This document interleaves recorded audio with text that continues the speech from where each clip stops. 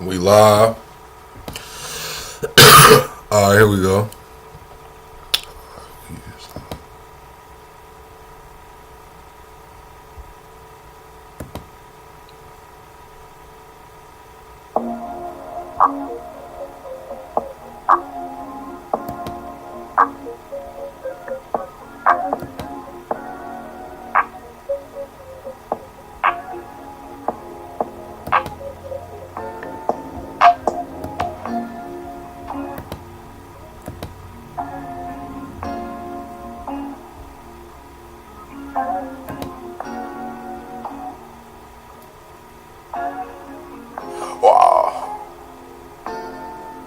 Stall out them pint bottles out Granny crib. I poured so much I ain't wanna live. Told money then, shit we in the wind. I was in the hood when I clipped the bin. Since a young nigga I been ready. Went glass house on every Chevy. In this game I tried plenty settings. It's all or nothing how niggas been. Got sucker niggas, keep suckers with them. One of the reasons I ain't fucking with them. Trish taking some more than her. Guess she couldn't even afford a winner. I'm open late, don't need a scale. And it's always over, sneak wishing well. I double down, slick shit to spell. Shawty know I don't kiss and tell. I'm faded. I'm faded. Hell, I'm faded. I'm faded.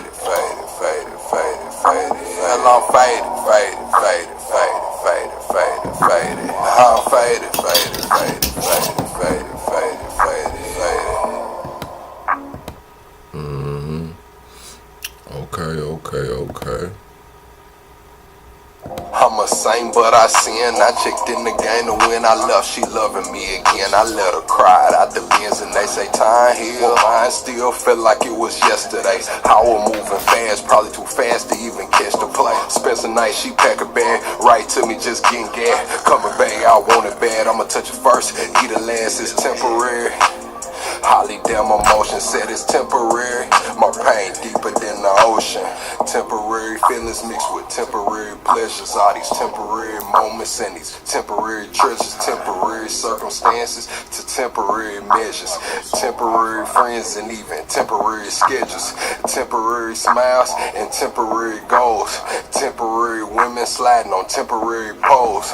Temporary comments and temporary trolls. I just pray that God bless me. Ain't no temporary souls. I'm a saint, but I sin. I checked in the game to win. I left, she loving me again. I let her cry out the bins and they say time heal. Mine still felt like it was yesterday. I was moving fast, probably too fast to even catch the play. Spent the night, she pack a bag, right to me, just getting gas. Coming back, I want it bad. I'ma touch it first, eat it last, it's temporary. Holly damn emotion said it's temporary. My pain deeper than the ocean.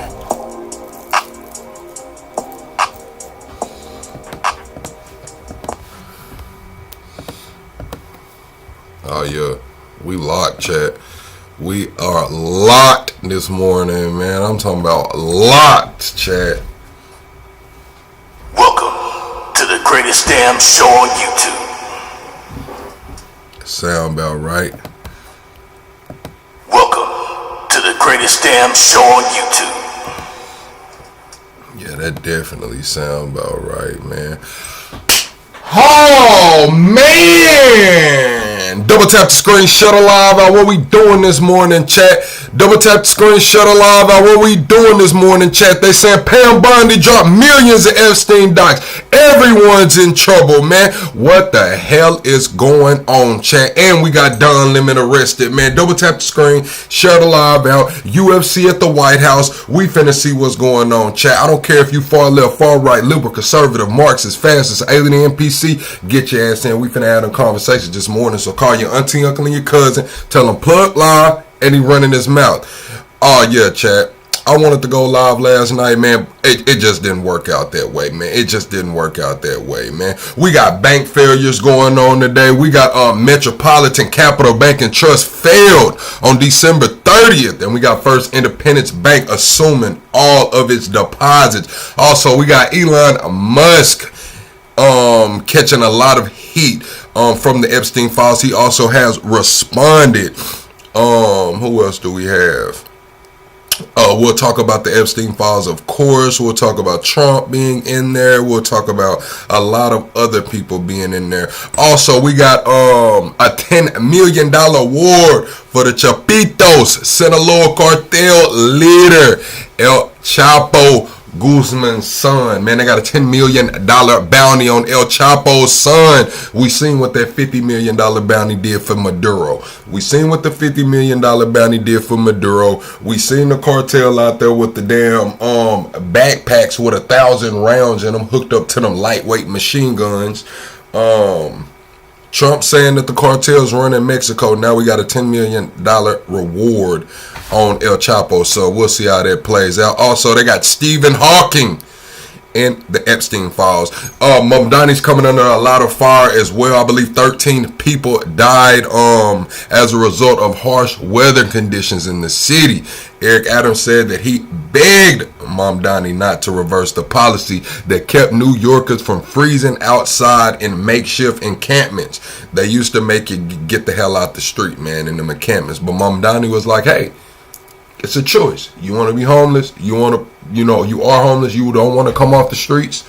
Stay your ass out there. Freeze to death. 13 people died, man. I want to know how y'all feel about that. Is Mamdani wrong for that? Is Mamdani wrong for giving people that choice?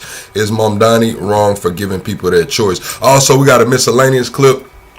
This guy was a treasure hunter.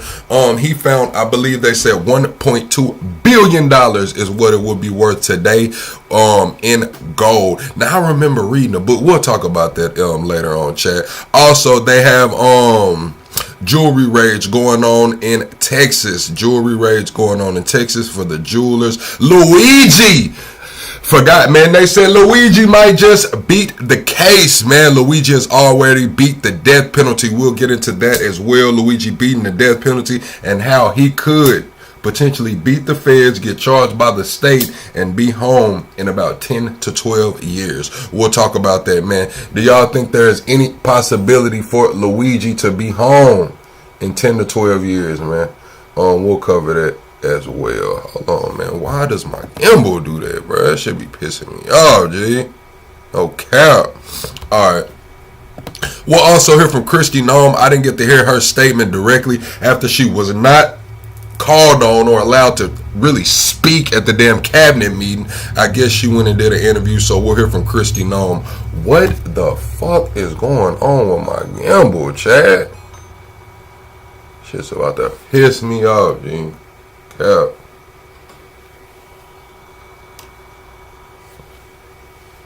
Alright, man. Are we back? That shit got my ceiling all in the camera. Damn. Okay, also, Elon Musk and a lot of these Republican representatives. Bro, I need some production around it, Lord. Damn, I'm tired of doing this shit by myself.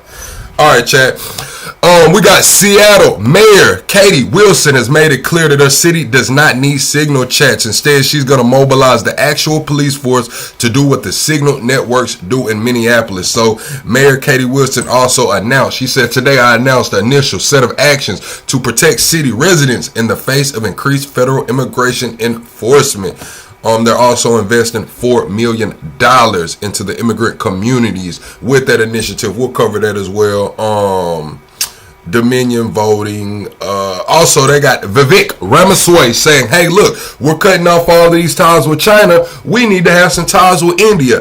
I'm watching the clip like, does Vivek not know how to read the fucking room right now, man? What the fuck is going on with Vivek, man? I seen that chat. I'm like, what the fuck is going on with Vivek? This man cannot know how to read the room, bro. They're talking about sending the fucking Somalis home. They're calling you a stinky Indian, man. They're trying to send the Latinos, man. And they're talking about Chinese influence and shit. And you want to get on here and talk about we need to strengthen our relationship with India. He smoked his chances at governor. I don't know what. Vivek just can't read the fucking room right now. I'm just going to be all the way honest with you. I saw that shit, bro. I had to retweet it like, damn, this man cannot read the fucking room, bro.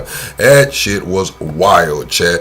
We're going to get into it as well. We got a Florida couple has filed a lawsuit against a fertility clinic after a DNA test revealed the baby girl they welcomed in December is not theirs. Man, I'm not gonna lie, that baby was black. They went in there, got an IVF, and came out with a damn black baby. Now they mad. Chat, how would y'all feel, man? If you or a family member went, got IVF, or, you know, got, what is that called? Artificially, and your baby came out a different race, man. How would y'all feel, man? It's some Dave Chappelle shit. All right, chat, let's get into the episode, man. Double tap the screen, shut the live out. A new court filing reveals allegations of a secret gold rush in the woods of Dents Run, Pennsylvania. We feel we were double-crossed and lied to.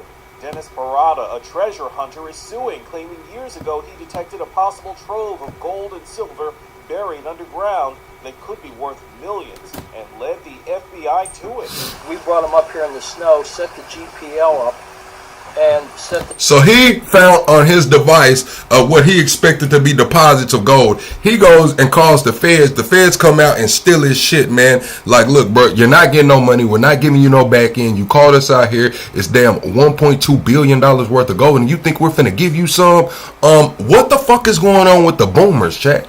I can't name one millennial. I can't name one millennial that would have called the fucking feds if they just found $1.2 billion worth of gold. What the fuck is going on with the boomers, man?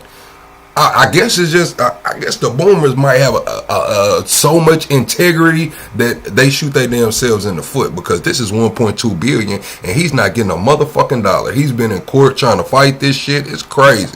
Test off and the machine lit up gold. I mean, it was bright. The light bulb almost blew out. Area folklore has it in 1863, during the Civil War, Army soldiers lost a shipment of gold in the Pennsylvania wilderness. They said during the Civil War, Army soldiers lost a shipment of gold. So this is not the gold I thought it was. When I was little, I read a book, chat. I forgot what book it was, and it was something about, it might have been the Civil War with Revere and all of them. They were supposed to be done hid 3 treasures, and I think 2 of the treasures were already found. And when I was a little boy, they had one more treasure that was supposed to be found. I think it was a whole bunch of fucking silver and gold, man. So is this what this guy found? Did he just find the damn treasure that I was looking for as a little boy reading that fucking book, man? What the hell is going on? Wilderness. Parada says his tip to the FBI in 2018 culminated in a secret dig in the middle of the night that even he didn't know about, and claims the government has been covering up the findings. I could hear the noise, and I was like, and I looked, and that whole hillside, I said, it was so bright. They had the biggest lights out there. I went back the day after they dug with all my equipment, and we didn't get no more gold or silver readings. The dispute has turned into a legal battle, with the FBI in previous court filings acknowledging a team was sent to do testing, admitting tons of gold might be buried there, but saying nothing was found, and it, quote, continues to unequivocally reject. I know Paul Revere was the Revolutionary War, but what I'm saying is the book that I read does not have, when I read the book, I thought it was, you know, Paul Revere, of course. Those were the damn treasures that they had hidden. I watched this clip live with y'all. I haven't seen this whole clip. So when he said Civil War, I was like, oh, I was wrong. It wasn't the same damn gold. Yeah. Any claims or speculation to the contrary. Parada doesn't buy it and is suing to get all the FBI records on the dig turned over. And if y'all were to be honest, I don't remember the book that well. I just remember they said there was some war in America. They hid 3 fucking treasures. 2 of them was found. 1 of them wasn't. And as a little boy, I wanted to find that shit real bad. And I wouldn't have told a motherfucking soul. He's due a finder's fee. I will never stop. I will stick at this until the end, until I know everything that happened to that gold. Justice Department has turned over some documents, but court filings claim others are missing. A judge now has to decide whether to ask the FBI to cooperate further. Derek Dennis, ABC News, New York. Man, you think they're about to give you that stolen Civil War gold? Man, that's the Civil War gold, man. I don't even know where they got that gold from. I do not think that he will be able to get the gold. Let me find this one. Where the black baby at? Alright, this is a couple that went through IVF and they ended up getting a damn black baby. What the fuck is going on with my camera, bro? That shit's just gotta come down, bro. That shit just gotta come down, bro. That shit pissing me off, bro. I'm not even gonna lie to you, Chad. Alright, man. We'll do it like this. This is the damn baby though, the IVF, man. This couple had a damn baby, man, and the baby came out black, and it looked like they mad as hell. I seen Lala said the baby was beautiful. We'll get into that, man. Let's see. She tells us that this couple, they are absolutely blessed to have this young daughter. Alright, man. They said they're blessed to have the young daughter, right? So, I don't know how the IVF works. I don't know if they get to pick, like, I think, don't they do like a mugshot lineup, like, and let you pick, like, who your damn baby daddy's gonna look like, man? Or do they do, like, a file? Do they do a file, like, hey, here's his IQ, here's his height and shit? I don't know, but I don't think that they planned on having a damn black baby. I'm just gonna be all the way honest with you, chat. If they didn't care, we wouldn't be hearing about it. We could say the baby's beautiful, they should raise the damn baby. Obviously, they're fucking mad because they're suing the company. You know what I'm saying? I'm just being honest. They're suing the shit out of this company for giving them a black baby, man. You said, good afternoon, folks. You said, I'm the poppy. I the pappy. But shocked while navigating this wild situation. So Stephen Mills and Tiffany Score are suing Fertility Center of Orlando after their baby born on December 11th didn't resemble either parent. Genetic testing confirmed the shocking truth. The couple's attorneys say they love this baby girl. They want to raise this child, but are living in constant fear that another family could step forward at any moment and claim the baby. The interesting question becomes, are the rights that they, as the biologically nurturing now 10-month parents have, versus the rights of the genetic parents that they hope to identify? Who the fuck had this baby? This is IVF. Who the fuck had this baby? Was this like a surrogate? Did somebody else have the baby for it? Who the fuck had this baby, man? Who pushed this baby out? Very much a developing question that the law is trying to answer. Because unfortunately these mistakes very, very rarely happen, but they do happen. Now the couple says they're desperate for answers. Who are the biological parents of their daughter? And was their own embryo? Who are the biological parents? Who fucking pushed this baby out, man? We keep talking about who are the biological parents. Is this adoption or is this IVF? I'm confused, chat. I'm genuinely confused, bruh.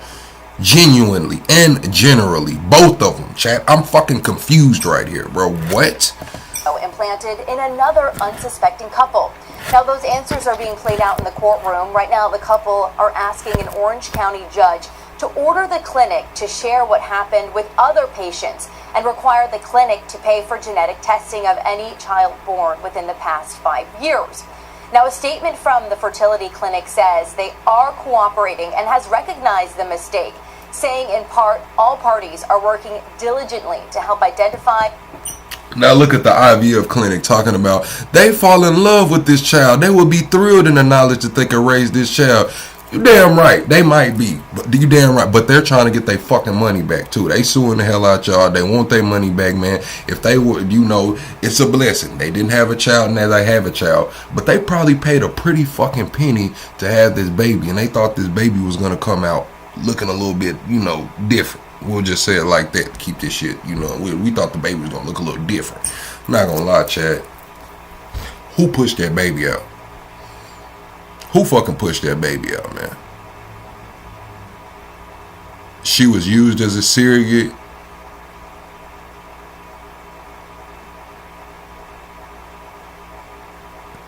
So couldn't they just say we not taking the baby home? I'm just trying to figure out how that shit go. If they used a surrogate and some damn donated sperm, when they went to pick the baby up and they saw the baby was black, couldn't they have been like, hey man, I don't think this is the right baby. That's why it's so important to figure out who pushed this baby out, man. Was it some cheating going on? What the hell is going on, man? Who pushed this baby out?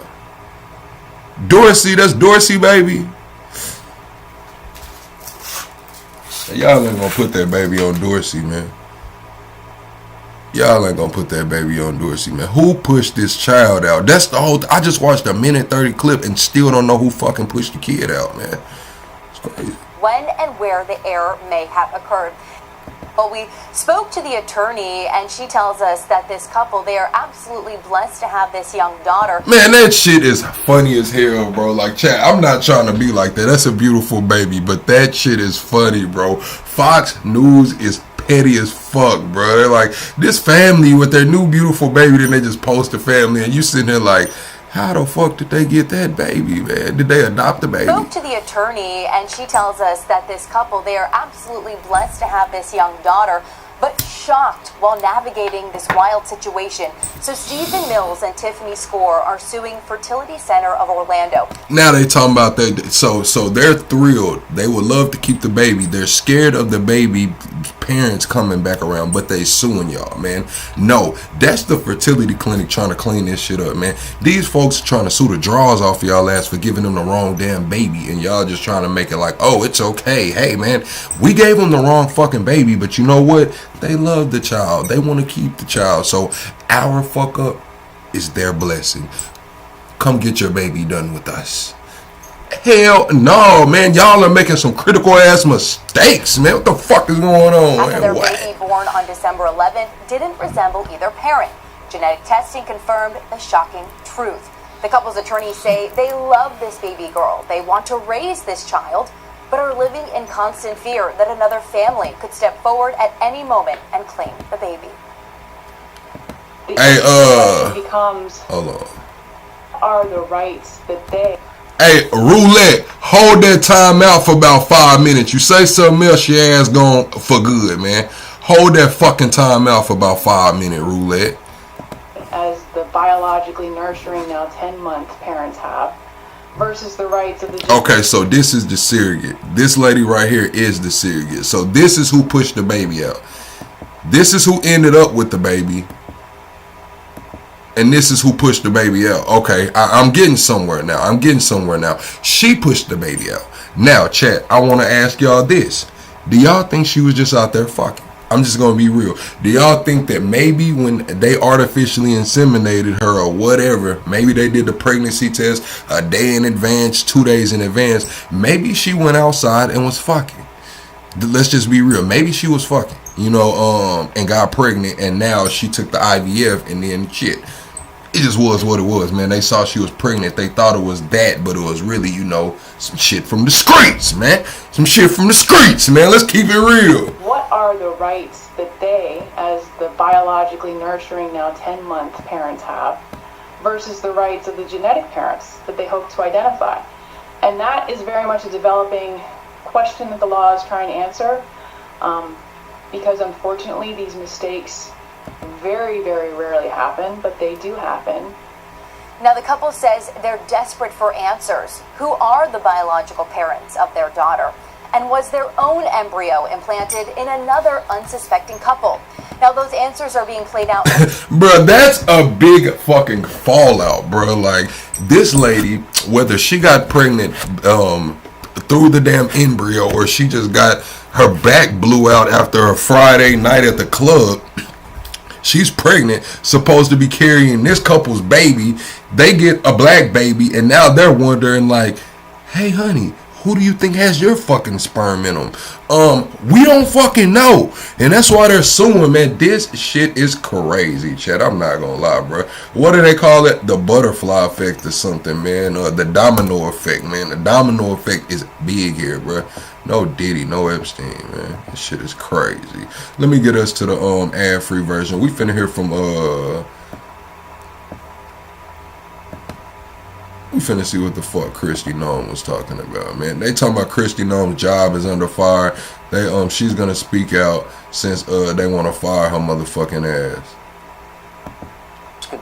Should Kristi Noem be fired, chat? First live poll of the day. Should Kristi Noem be fired? Yes or no? Yes or no in the chat. Should Kristi Noem be fired? Chat, we're 14 subscribers away from the next sub goal. 14 subscribers away from the next sub goal. Everybody go to the top, hit the like button, hit subscribe. Let me know, yes or no, should Kristi Noem be fired?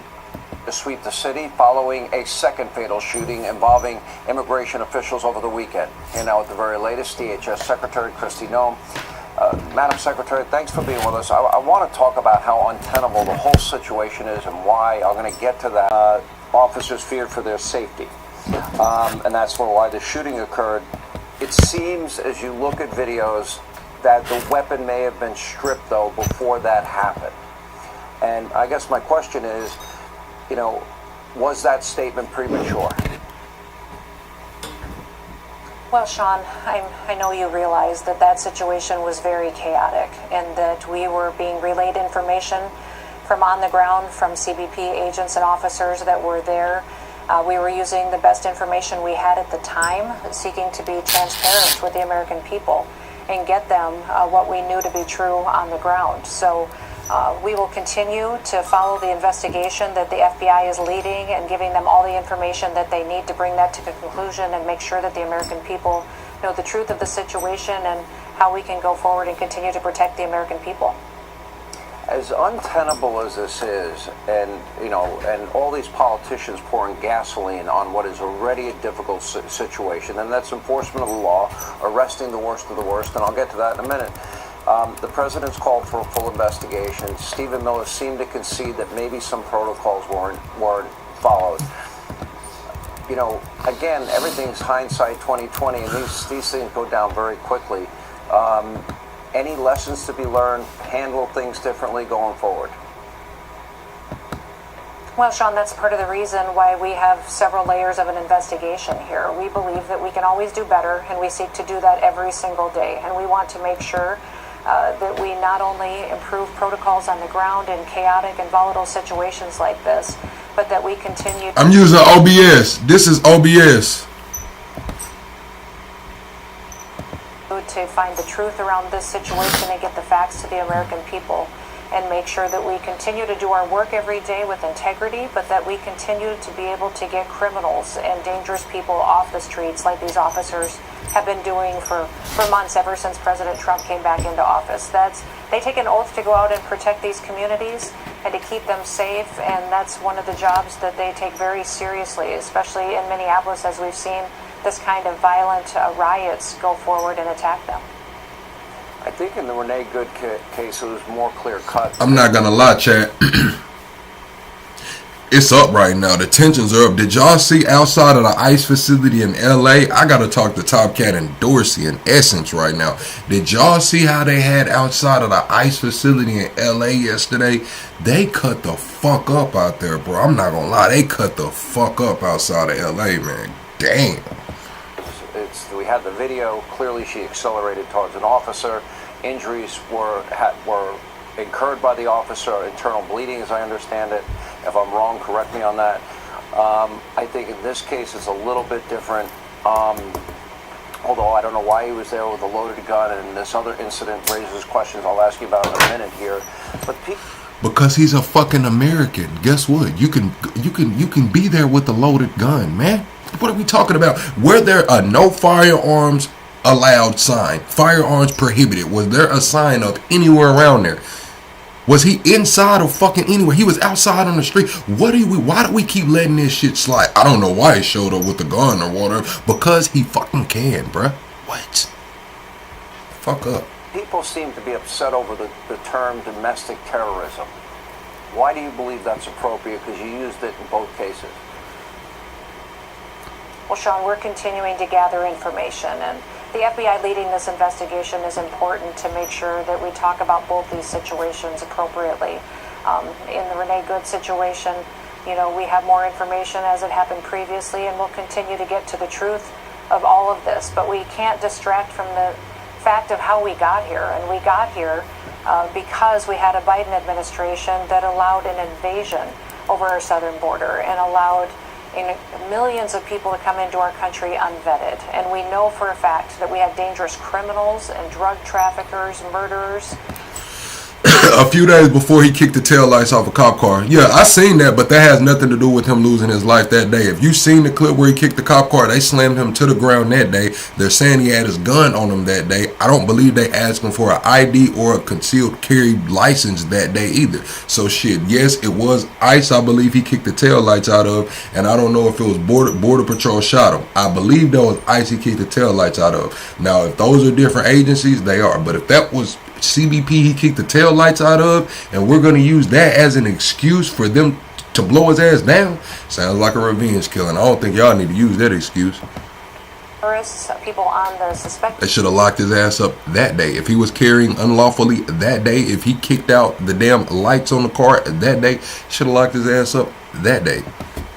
And known terrorist watch list that are in this country that these officers are working so hard to get off of our streets. Every single day, they work to make sure that they're not just protecting their communities, but many of them live in these communities. And so they're doing work to protect their own families as well and make sure they follow through on President Trump's promise to make America safe again. Well, I'm gonna scroll all the violent criminals that were arrested in Minnesota. Let me ask you though about this video. This is the thing, Lauren. You said, I don't understand the standing up for criminals to remain in cities. I didn't see any of y'all talk about all of these motherfuckers that's been pardoned for stealing from municipalities. If we're talking about getting criminals out of the cities, get all the motherfuckers that's stealing from the municipalities up out of the city. Get everybody out the city. We can't pick and choose when it comes to this crime shit, man.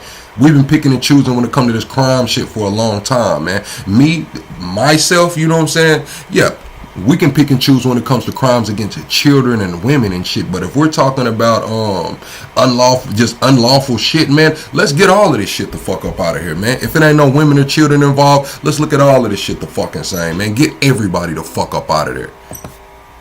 Showing, and this is 10 days prior to the fatal shooting of Alex Preddy.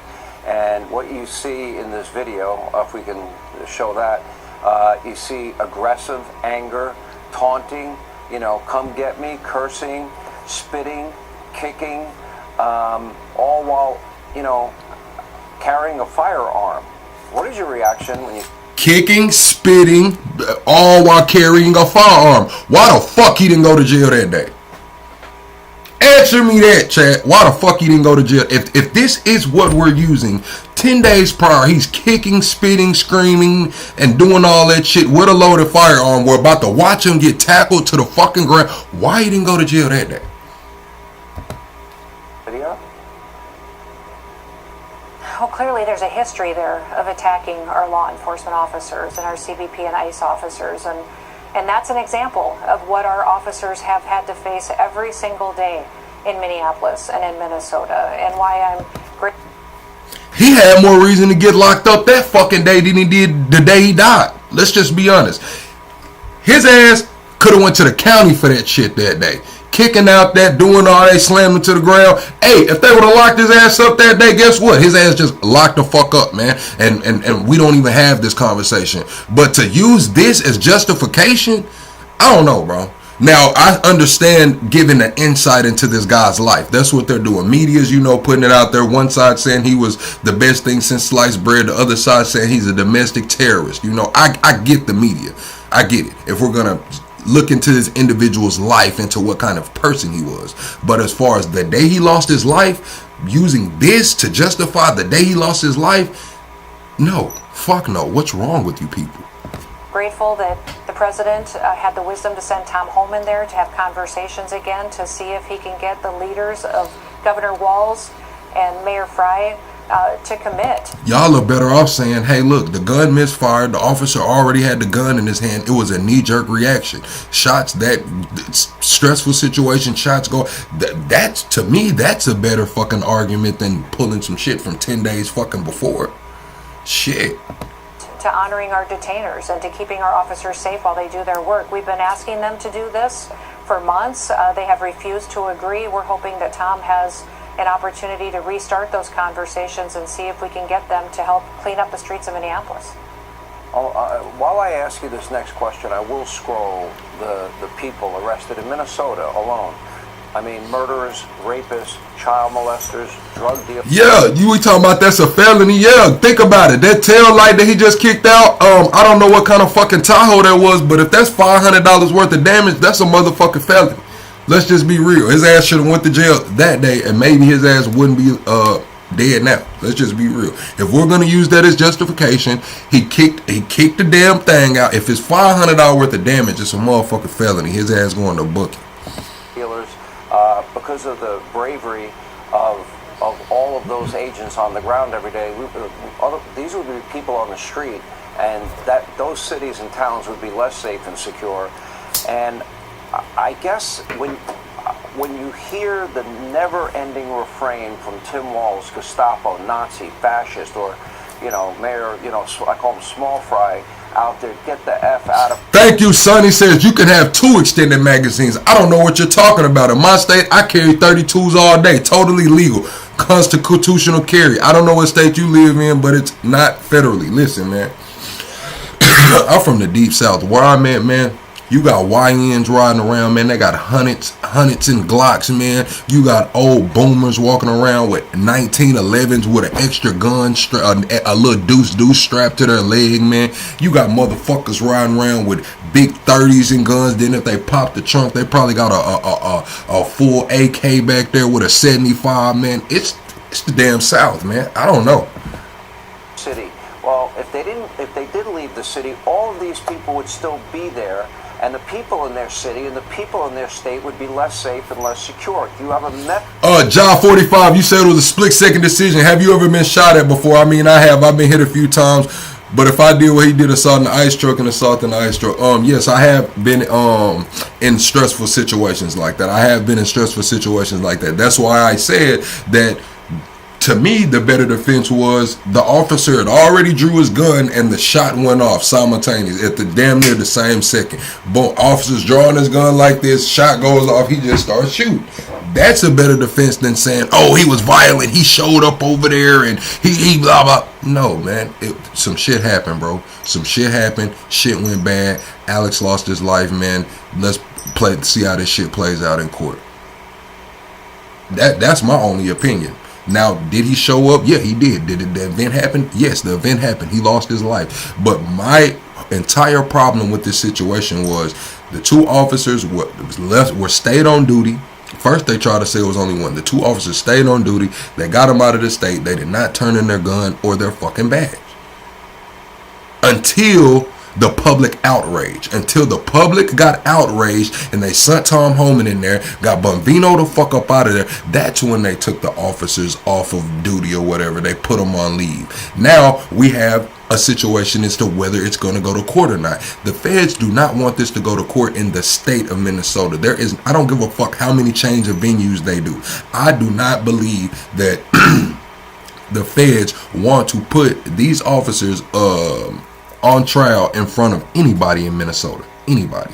Now that leaves what? The feds to charge them. The feds aren't going to charge them because we just seen Trump run on federal immunity, right? We thought the immunity was going to be for civil lawsuits only. Well, it's looking like the immunity is in paper supposedly for civil lawsuits only, but the way they're acting upon it is for everything. Full immunity. Supposed to only be immunity for civil lawsuits, but the way they are playing this shit out is full immunity. See is what the fuck it is. Message for the governor and for the mayor. Yeah, I would tell them to be leaders and to change their rhetoric, because it is encouraging the kind of violence that we see on their streets today. Their riots are attacking our officers not just when they're doing their work, but even at night at their hotels. And they haven't allowed their law enforcement to keep them safe. Even while they're off shift, they can't go to restaurants. They can't operate safely. They've had their lives threatened and their families' lives threatened. So I would encourage the governor to work with us, the mayor to work with us, to get those dangerous criminals off the streets. That's all we want. We have specifically in Minneapolis targeted human traffickers, sex traffickers, and child predators. Help us get those individuals off your streets before they create more victims. That's the work that these officers are doing every day. And they have an opportunity here just to work in partnership with federal officers who are doing exactly what the people who live in that community want them to do. You know, I call Hakeem Jeffries leader in name only because I think he is beholden, like Chuck Schumer is beholden to the radicals that run their party. And he had this to say about you today. I want to give you a chance to respond to that too. It's disgraceful. She's got to go. We are dead serious. She needs to be put on ice permanently. She's got to go. I don't think Hakeem Jeffries knows what the fuck that means, chat. What am I listening to? I'm from the deep south, chat. When you say putting some on ice permanently, man, that shit means a little bit different than being put on pause. If y'all know what I mean, bro. You know, you can put somebody in timeout, put their ass up, put them on pause, man. But putting somebody on ice permanently, Hakeem, do you know what the fuck you saying right now, bro? I'm just asking, dog. I'm just asking, bro. Like, whoa, what? Hey, man, I don't know, Hakeem. She needs to be put on ice permanently. She's got to go. I think somebody needs to go, and I'd start with him. That's shit. Look at Christy Nolan's face, bro. Shit.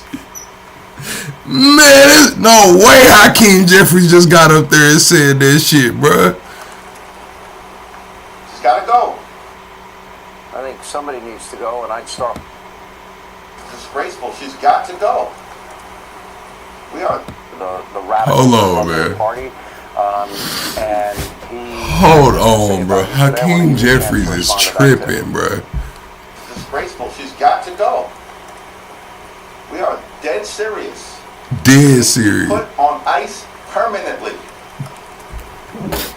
She's got to go. I think somebody needs to go, and I'd start with him. That's my own opinion. Your reaction? Well, these radicals are attacking me, but I'm just doing my job. I'm following the law, enforcing the laws like President Trump promised that he would do to keep people safe in this country. We're going to continue to go after these criminals.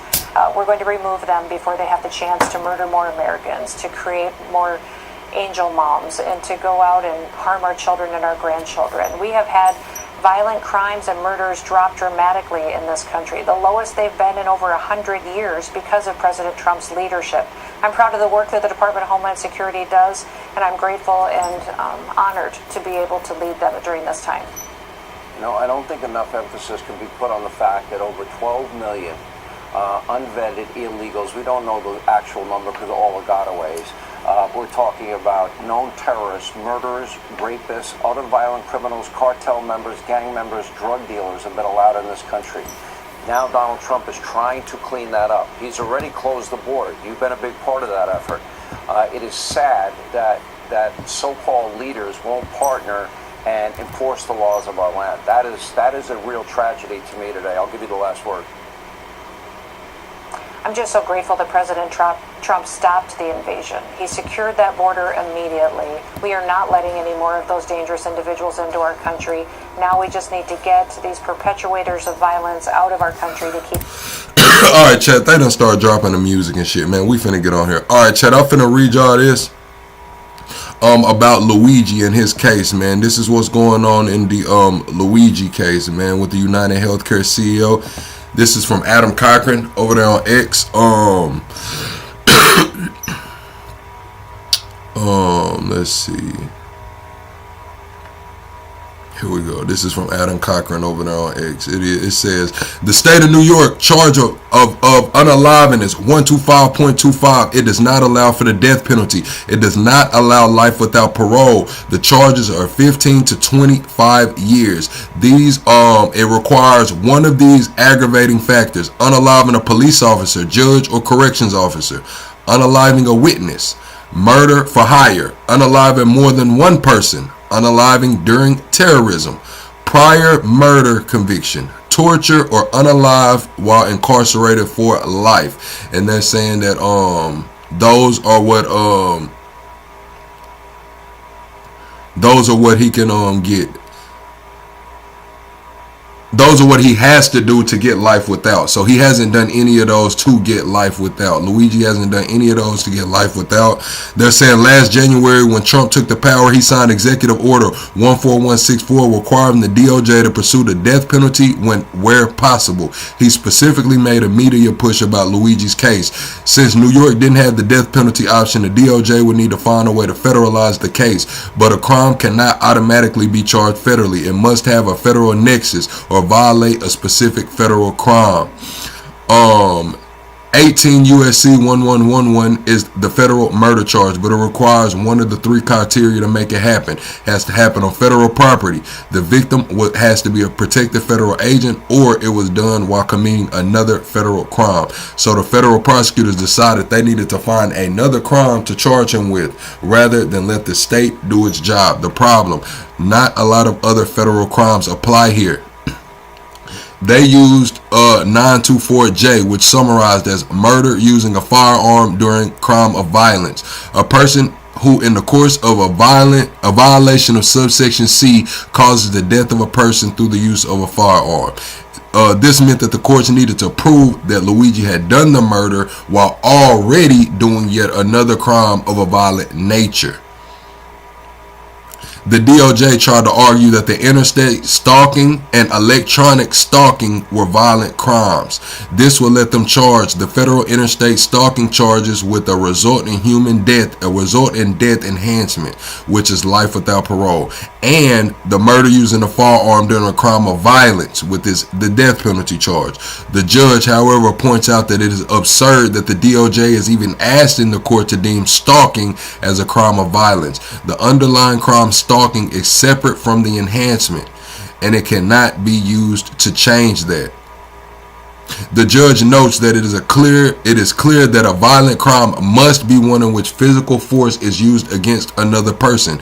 So Luigi cannot be charged with the 924. It means that they were forced to drop the following charges. This is what the feds had to drop: murder using a firearm during a crime of violence, and use of a firearm during a crime of violence. This means that the only crimes he's going to be tried for are interstate stalking, electronic stalking, and both are going to have resulting in death enhancements. They carry a max of life without.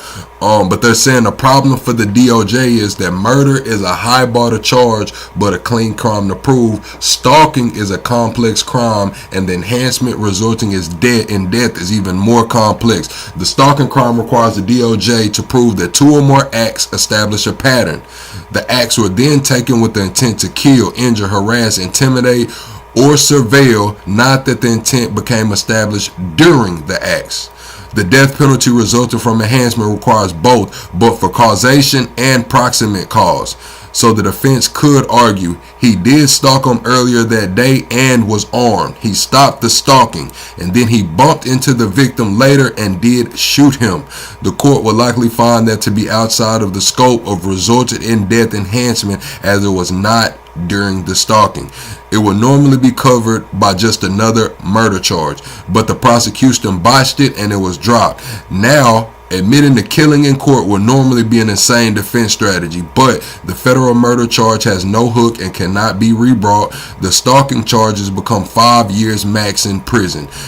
They said New York State will then bring a state case for murder, but he can plead to 15 to life with time served concurrently. So they're saying if Luigi admits to murder, because of the botched federal case, he'll drop from life without parole all the way down to 15 to life. Eligibility for parole after 15 years. The time served in pretrial counts, and the time will be served concurrent with the federal time. So they're saying that Luigi could be free if he pleads guilty and everything goes the right way. He could be free in 12 years. Chad, how do y'all feel about Luigi possibly being freed in 12 years, man?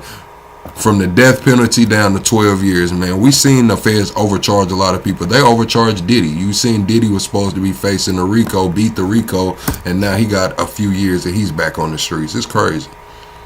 Alright, chat, this is Eric Adams. He's coming at Zora Mamdani for letting I believe 13 people freeze to death the other night when he made the homelessness, being outside homeless, a choice instead of, requiring them to get off the streets. About 13 people died as a result of that, and Eric Adams is coming out to speak on it. Eric Adams posted this last year, and then we see the article beside it. 10 people died in New York City's frigid cold, raising questions about the city's preparedness. Mamdani announced that once he takes office on January 1st, he'll stop sweeping homeless encampments across our city. I won't criticize him on every issue, but when a policy harms New Yorkers, I have to speak up. Showing compassion for those sleeping on the streets is not a sweep. It is. I'm just covering the news. You said tell you who to vote for. I don't give a fuck who you vote for, bro. Vote locally. Go out and find somebody locally that's doing things for your community and vote for them. Is humane. Ending this action will create a quality of life nightmare. Just look at cities that allow encampments and you'll see the damage. Worse, leaving people to suffer in the cold isn't just neglectful, it's a disgrace. Throughout the last close to 4 years, I was adamant about cleaning those encampments because we cannot tolerate a city that turns a blind eye to human suffering. I urge the incoming administration to rethink this, and I urge New Yorkers to raise their voices. Let's call it what it is. Labeling the abandonment of our homeless neighbors as progress is a slap in the face to real progress. It's not just misguided, it's shameful, and we need to call it out for the disgrace that it is. Yeah, that's crazy, man. Hold on, chat.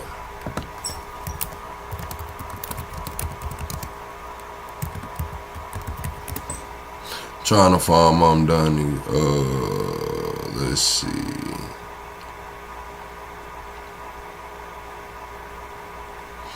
Yeah, Mom Donnie's talking about 10 dead. I'm trying to see. He's talking about the damn budget crisis. All right, chat, we finna get into it. We finna move on in the show. Everybody double tap the screen, shut the live out. We are 5 subscribers away from 42,200. 4 subscribers away from 42,200. Chat, everybody double tap the screen like boom, boom. Or go to the top 3 dots, hit the like button, share the live out to the last person you text or to your timeline, man. Let's get some people here. Let's crank up, man. We finna get into the Epstein debacle, man. I'm gonna do a panel in a minute, too. If y'all want to come up, hang out, I am gonna do a panel, a weekend panel, man. Let's get into it.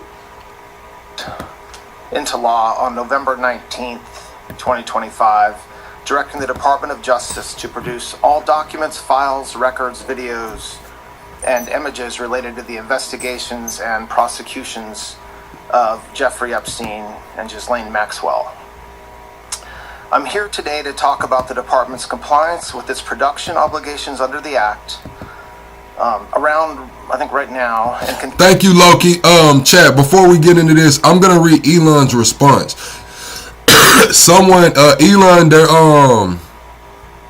Someone said Elon Musk has always told the truth about his interactions. 2019, Elon said he repeatedly tried to get me to visit his island. I declined. This is Elon's actual response from 1 a.m. this morning. 1 a.m. Elon says, no one pushed harder than me to have the Epstein files released, and I'm glad that it finally happened. I've had very little correspondence with Epstein and declined repeated invitation to go to his island or fly on his Lolita Express, but was well aware that some email correspondence with him could be misinterpreted and used by detractors to smear my name. I don't care about that. What I do care about is that we're at least attempt to prosecute those who committed serious crimes with Epstein, especially regarding heinous exploitation of underage girls.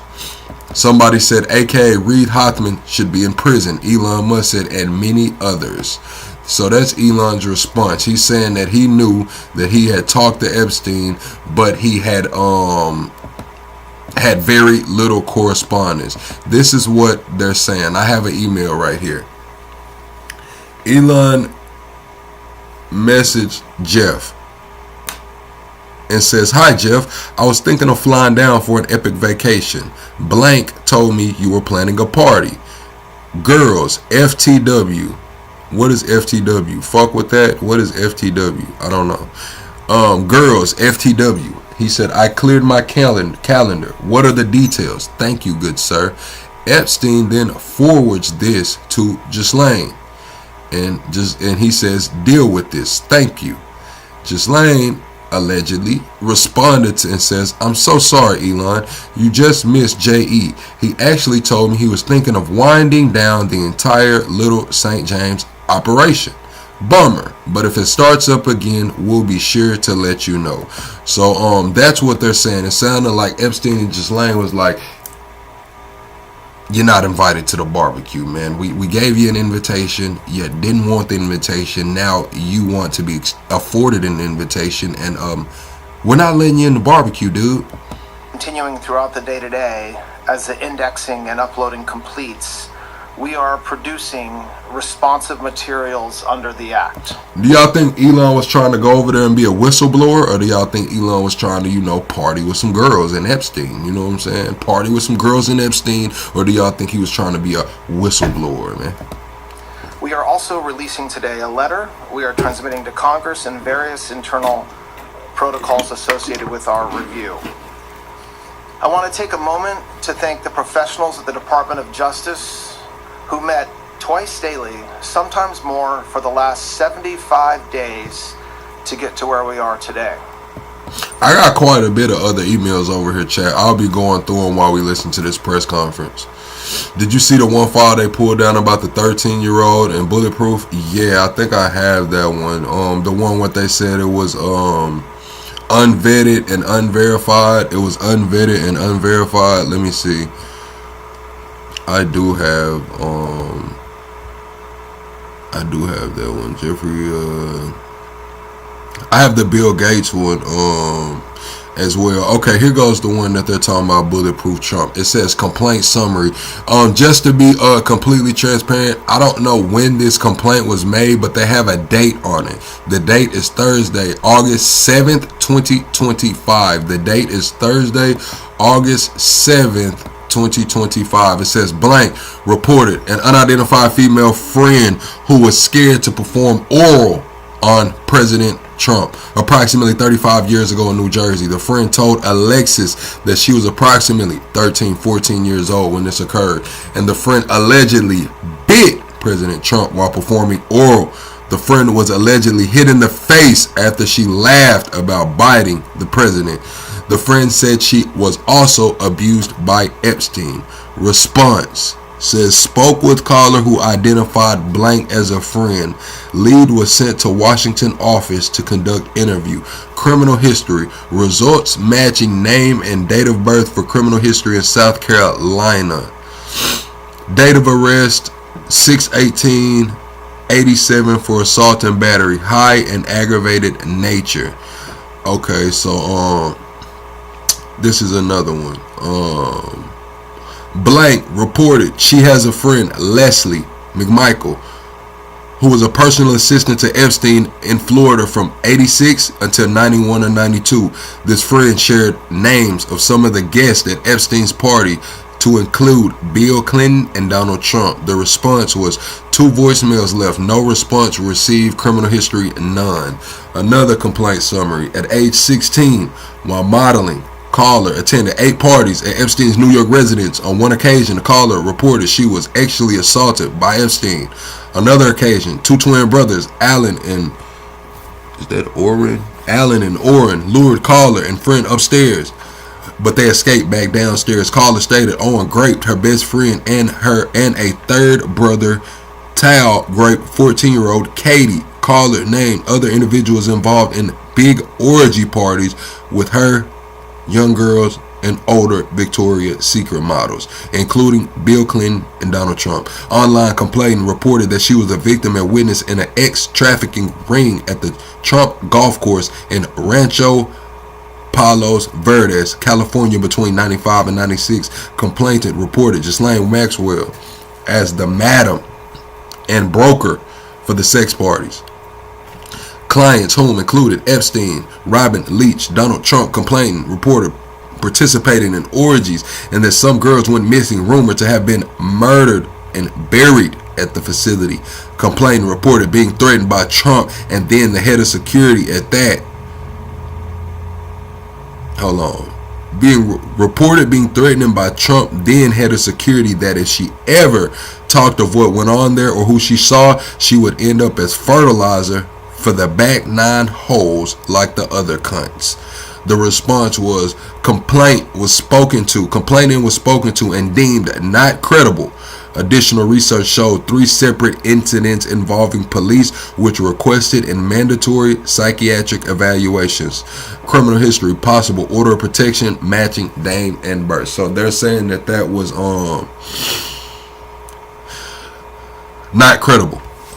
Complainant claims to have video of high-profile ex-parties, dealings with cartels, and having witnessed Robin Leach strangle a young girl to death at a party. That's from the same complainant, I believe.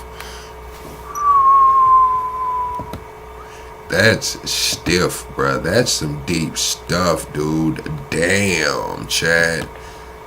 Wow. It's a bunch of other shit in here. I'm going to read quite a bit of this shit. We'll be live today for a while, but let's break that shit down right there, bro. What? Let's break this shit down. They're saying this lady is uncredible. They're saying this lady's uncredible, but they're saying that they used the golf course. They're saying, who the fuck is Robin? Who is Robin Leach? They saying Robin Leach choked something to death. I seen some shit about torture videos too. I think Epstein was like, love the torture video in one of these shit, bro. So we're not only talking about trafficking, we're talking about torture, we're talking about snuff films. This shit is fucking crazy, bruh.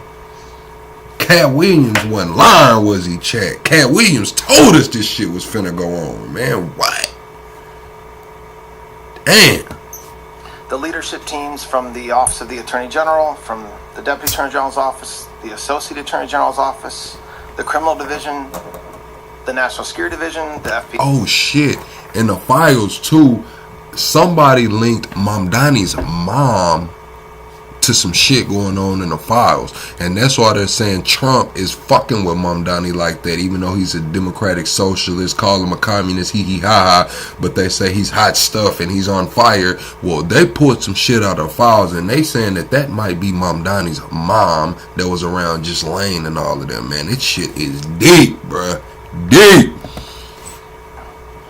The Southern District of Florida, the Southern District of New York, and the Northern District of New York all gave up many hours every single day on top of their other, of course, full-time obligations to fulfill the President Trump's promise of transparency to the American people.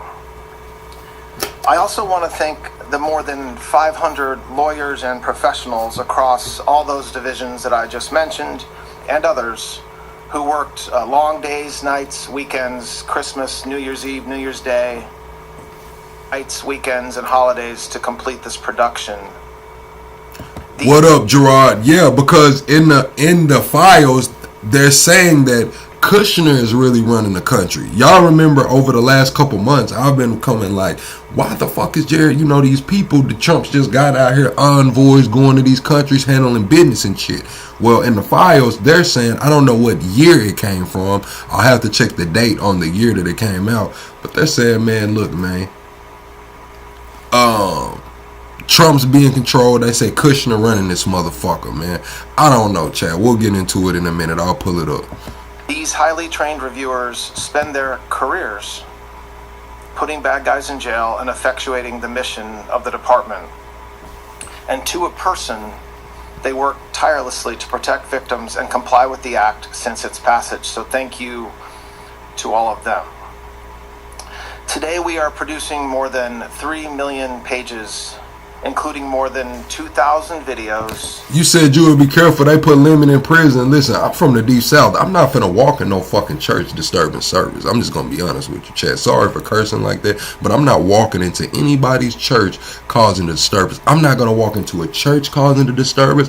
I'm not gonna walk into a mosque causing a disturbance. I'm not gonna walk into a tabernacle, a sanctuary, a prayer circle, man. I'm not walking into nobody's whatever they got going on and causing the disturbance. I'm just gonna be all the way honest with you, man.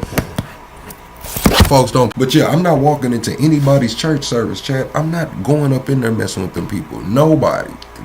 I'm telling you, I'm gonna leave the Muslims alone. I'm gonna leave the Hebrew Israelites alone. I'm gonna leave listen, the Christians, I don't care who I have a plight with. I'm not going up into their place of a worship and tripping. I'm just not, Chad. That's just how I was raised. My mom would probably roll over in her grave if she knew I ran up into the holy place tripping like that. And 180,000 images. In total, that means that the department produced approximately 3.5 million pages in compliance with the Act. Just a quick note about the videos and images. The 2,000 videos and 180,000 images are not all videos and images taken by Mr. Epstein or someone around him. They include large quantities of commercial pornography and images that were seized from Epstein's devices, but which he did not. That's the shit, chat. Remember when they ran in Epstein's shit, bro? They ran in his shit, and he had those big cabinets and shit with the evidence tape over it, right? Like if he ever got popped, this is everything I'm giving, you know what I'm saying? Remember when they raided him, he had that shit and had all that shit, evidence and shit. Everybody was like, where the fuck is it? When they handed out them thin ass bonders and shit, we was like, where the fuck is this big evidence box and shit going on? Now he's talking about it's 180,000 images, 2,000 videos, and a lot of this shit is fucking child porn. What? What do you mean? How the fuck are y'all gonna show that? What do you mean? What is going on? Like, I know you gotta be 18 to verify to go in there and read some of this shit, but I know y'all didn't just put 180,000 child porn images up. Like, what the fuck is going on? Take, or that someone around him did not take. Some of the videos, though, and some of the images do appear to be taken by Mr. Epstein or by others around him. Now, I want to talk for a few minutes about the department's document identification and review protocols. It consisted of multiple layers of review and quality control designed to ensure. Hell yeah, that's what I don't know if they said that they uploaded. They said they uploaded 3 million documents, and out of these 3 million documents, it's 180,000 pictures and 2,000 videos.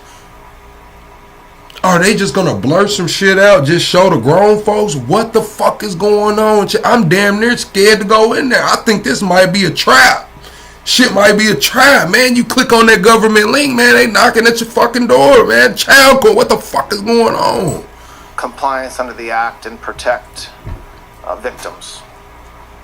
On top of the review protocols that the department had in place, the United States Attorney's Office for the Southern District of New York employed an additional review protocol to ensure compliance with a court order requiring United States Attorney Jay Clayton to certify that with respect to certain materials, a large quantity of the materials, a rigorous process was undertaken to protect victims against any clearly unwarranted invasion of their personal privacy.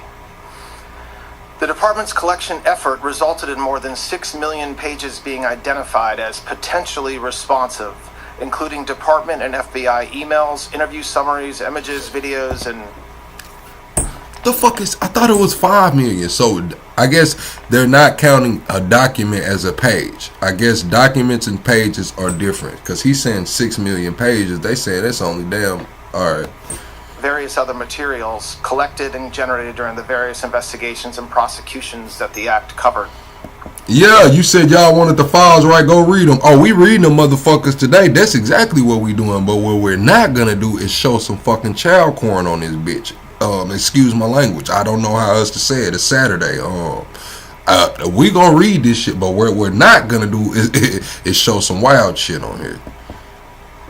We erred on the side of over-collecting of materials from various sources to best ensure maximum transparency and compliance, which necessarily means that the number of responsive pages is significantly smaller than the total number of pages initially collected. That's why... You said Trump is nowhere to be found in them. You a motherfucking lie. Trump all through them bitches. They just saying it's uncredible. Trump is all through them bitches, but they're saying it's uncredible. I just read a wild allegation against Bulletproof. They're saying it's uncredible. So, you know.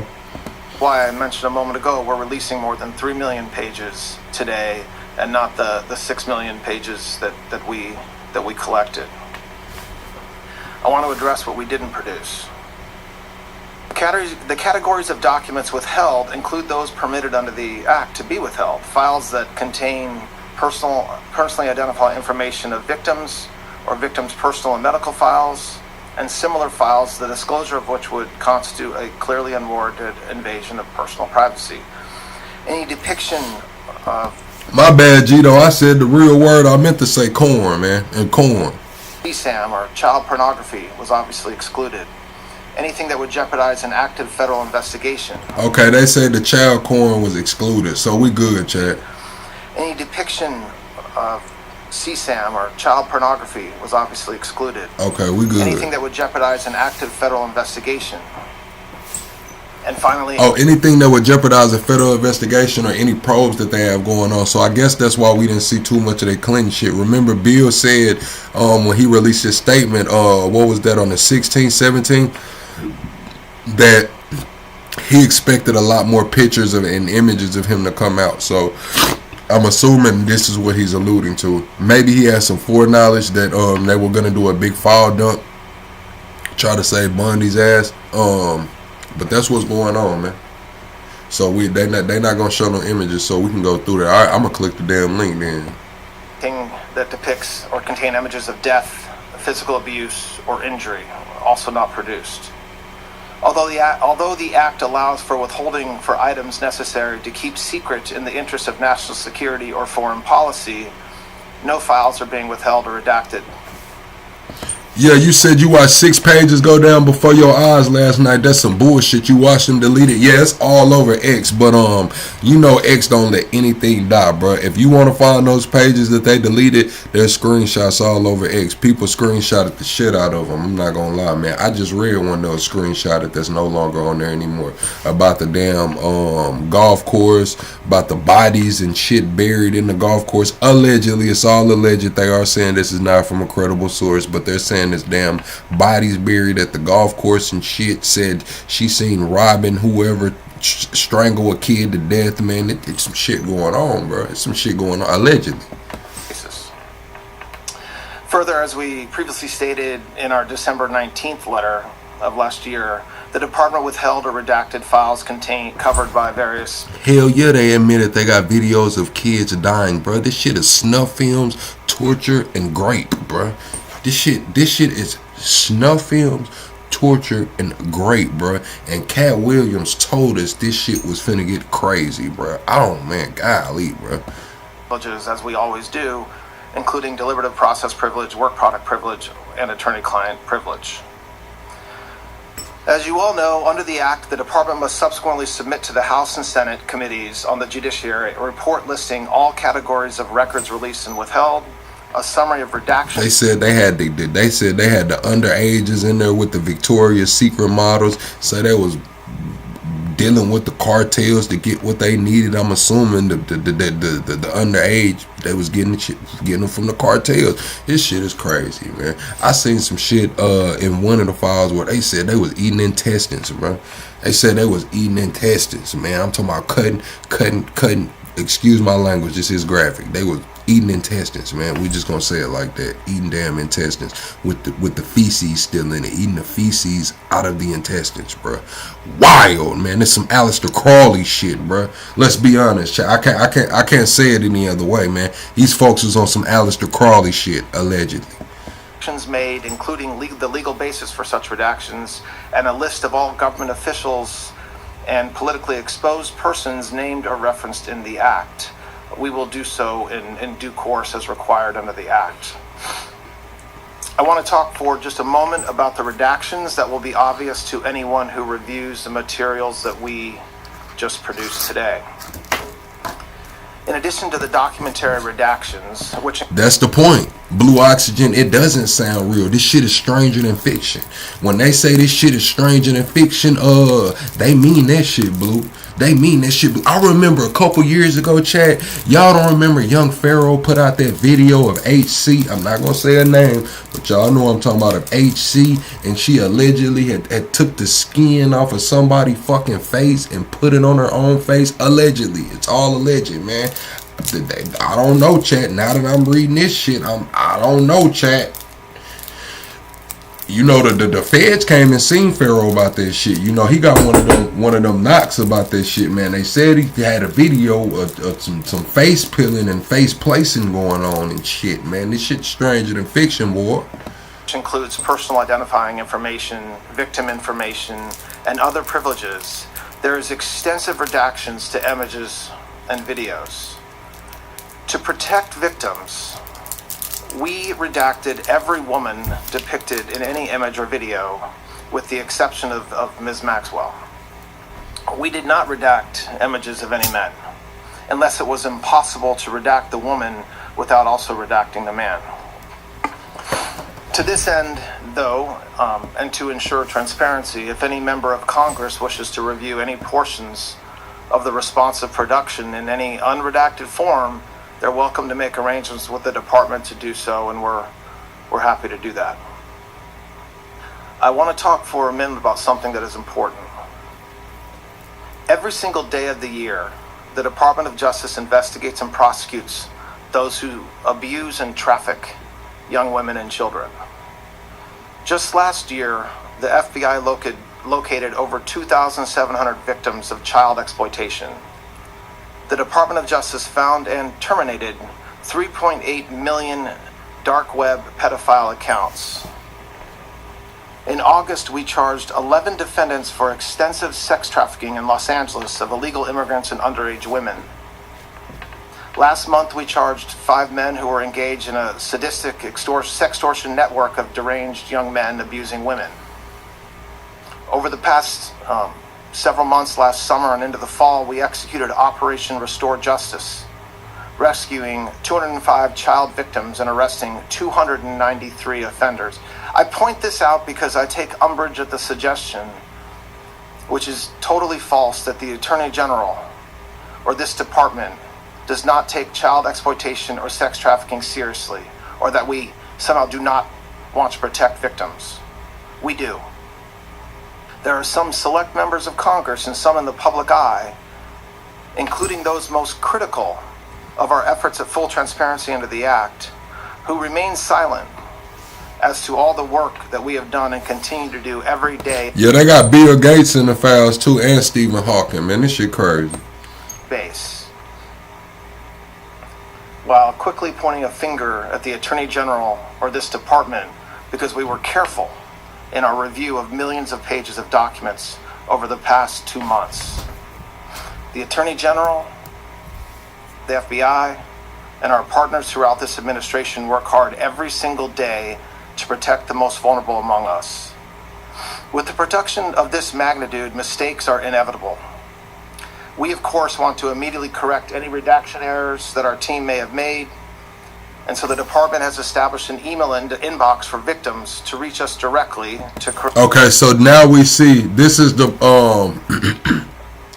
I'm not even going to call it plausible deniability. That's what I wanted to call it. But this is the way that they can, you know, go in and remove the documents and then, you know, shut it down and then put it back up, and everybody's like, I watched 6 documents disappear in my eyes. Well, this is him prior to that, letting them know that this shit's going to be going on. They have an email open. Any victims that feel like too much of their information is being let out in the files can email, and they will subsequently remove those pieces. So now we see why that's happening. Correct redactions and any concerns when appropriate. That's been in existence since December, and we've been doing that since then. Finally, a very small portion of the documents collected pursuant to the Act include material. I remember they had said Stephen Hawkins was in there grinding and shit. I don't know, man. I think they was like grinding on Stephen allegedly. I haven't read that part yet, but this is what they were saying before. Like Stephen Hawkins, you know, used to like to be in the party, man, get twerked on and shit, man, allegedly. That a law firm produced to the SDNY in 2019 pursuant to a grand jury subpoena. This was during the criminal investigation of Ms. Maxwell. We determined it would be prudent to seek an order from the court in the Southern District of New York seeking production of these materials subject to the protective order in that civil lawsuit. To that end, the department has filed that motion with the appropriate judge in the SDNY, and if that motion is granted, we'll release those materials with appropriate redactions immediately. Today's release marks the end of a very comprehensive document identification and review process to ensure transparency to the American people and compliance with the Act. The department has engaged in an unprecedented and extensive effort to do so. After submitting the final report to Congress as required under the Act and publishing the written justifications for redactions in the Federal Register, the department's obligations under the Act will be completed. I'm happy to take any questions anybody has Here got a question about that. Todd, I'd like to ask you about this, and I have a Minnesota question for you. On the Epstein release today, it was recently made public that Ghislaine Maxwell claims more than 24 men signed secret agreements with the federal government not to be prosecuted. What is your reaction to that, and what does that mean for her case? I read an article that described, I wasn't aware that it was actual men that she... So yeah, Epstein was big in eugenics and shit as well. I got a document right here. It's to Noam Chomsky. Whoever Noam Chomsky is, this is Jeffrey Epstein. It says Caribbean, as you liked expression, equals C2. If not now, on a different note, you have encouraged me to look at data, no holds barred, mortgages, inequalities, opportunities. I have seen some things through your eyes, and for that I am grateful. The test score gap among African Americans is well documented. 20 years of testing, many countries. James Aston has some of his private views made public, and hence his dismissal from society. He told me after one sentence he became an unperson. Making things better might require accepting some uncomfortable facts. You told me that. We both really enjoyed the evening immensely. Yeah, they on that eugenics shit, but I don't know, like, Epstein gotta be fucked up, because a lot of his emails, like, were just, who the fuck is this? What?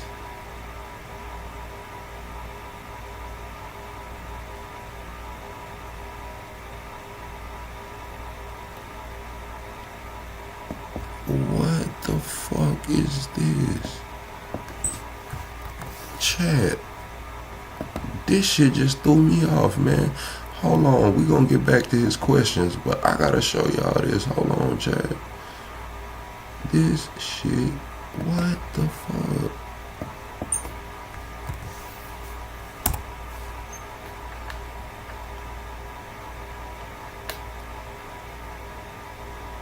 Oh, they talking about this shit age restricted. We ain't even gonna try it then, man. Damn, I was gonna show the picture, but look, we gonna get the hell up off of that then. They trying to age restrict, and I don't want to have to take the live down. Damn, Chad.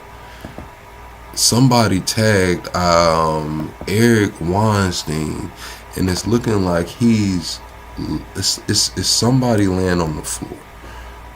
Somebody laying on the floor. He's laid over somebody on the floor. They're fully clothed.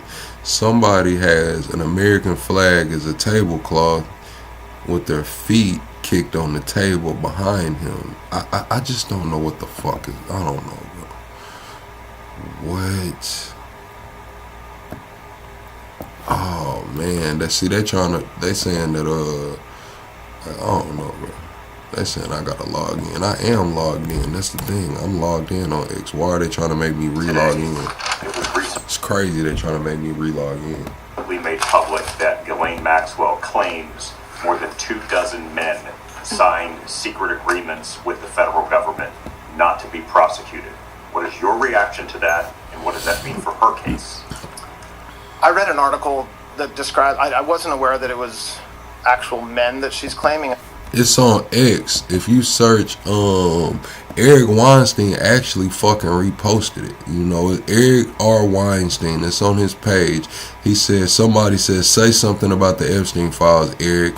He reposted and said, fine. Have you noticed that there is exactly one person on earth claiming that Epstein desecrated our American flag by using it as a tablecloth?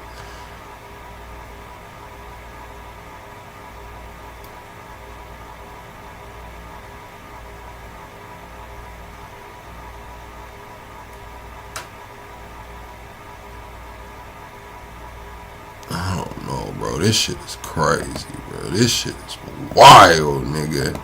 Thought it was accomplices, which I'm not sure if that's a reference to some of the financial institutions or other individuals that 25. So yes, I don't have a reaction to her filing. I can tell you that we reviewed, as I just described, every single piece of paper that we have associated with these investigations, Mr. Epstein and Ms. Maxwell, and to the extent that such arrangements exist, I'm not aware of them.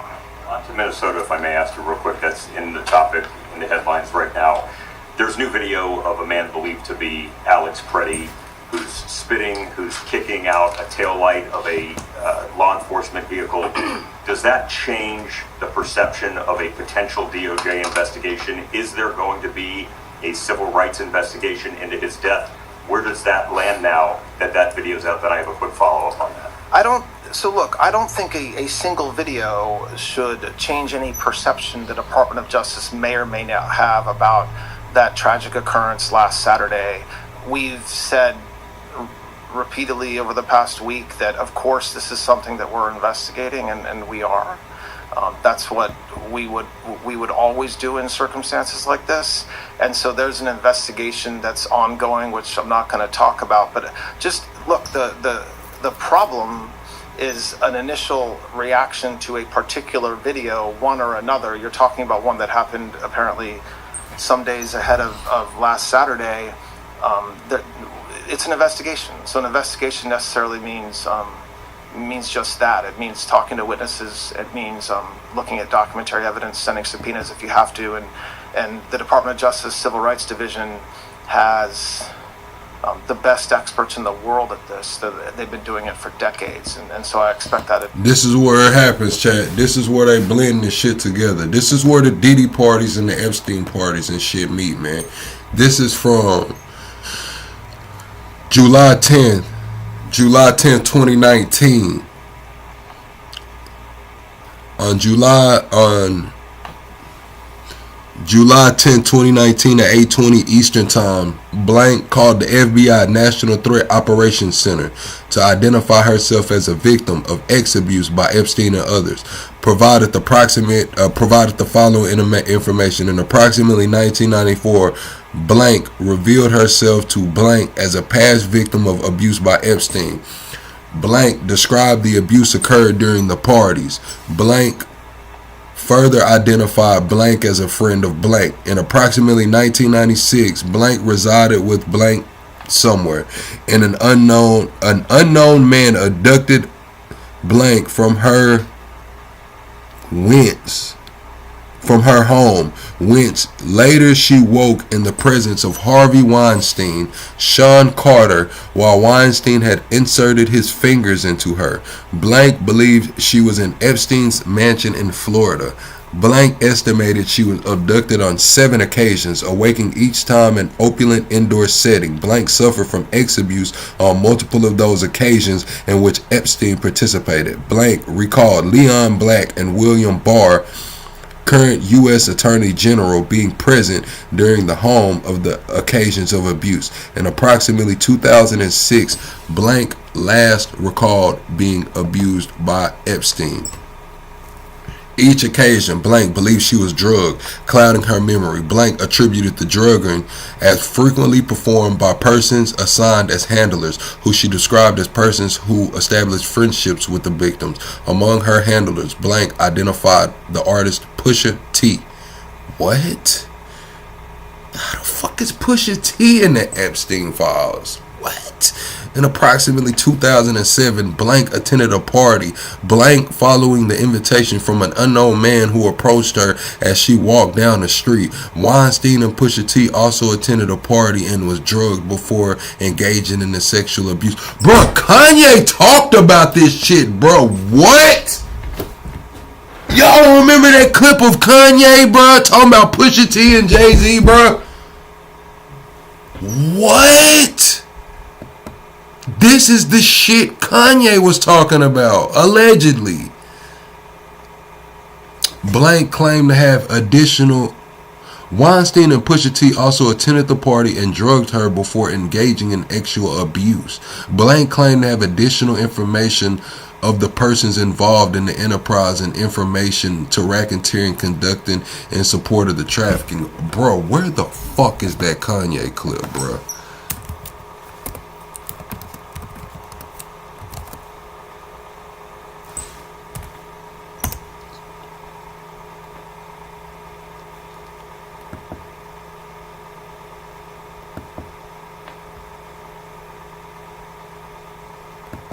And fucking Pusha T, they made their living killing our people. So how the fuck they gonna stand up for our people? You know what I'm saying? But we forget that because we love Jay-Z's music so much. We love Pusha's music so much, right? But you think they would ever, oh, Beyonce had the best fit for somebody else?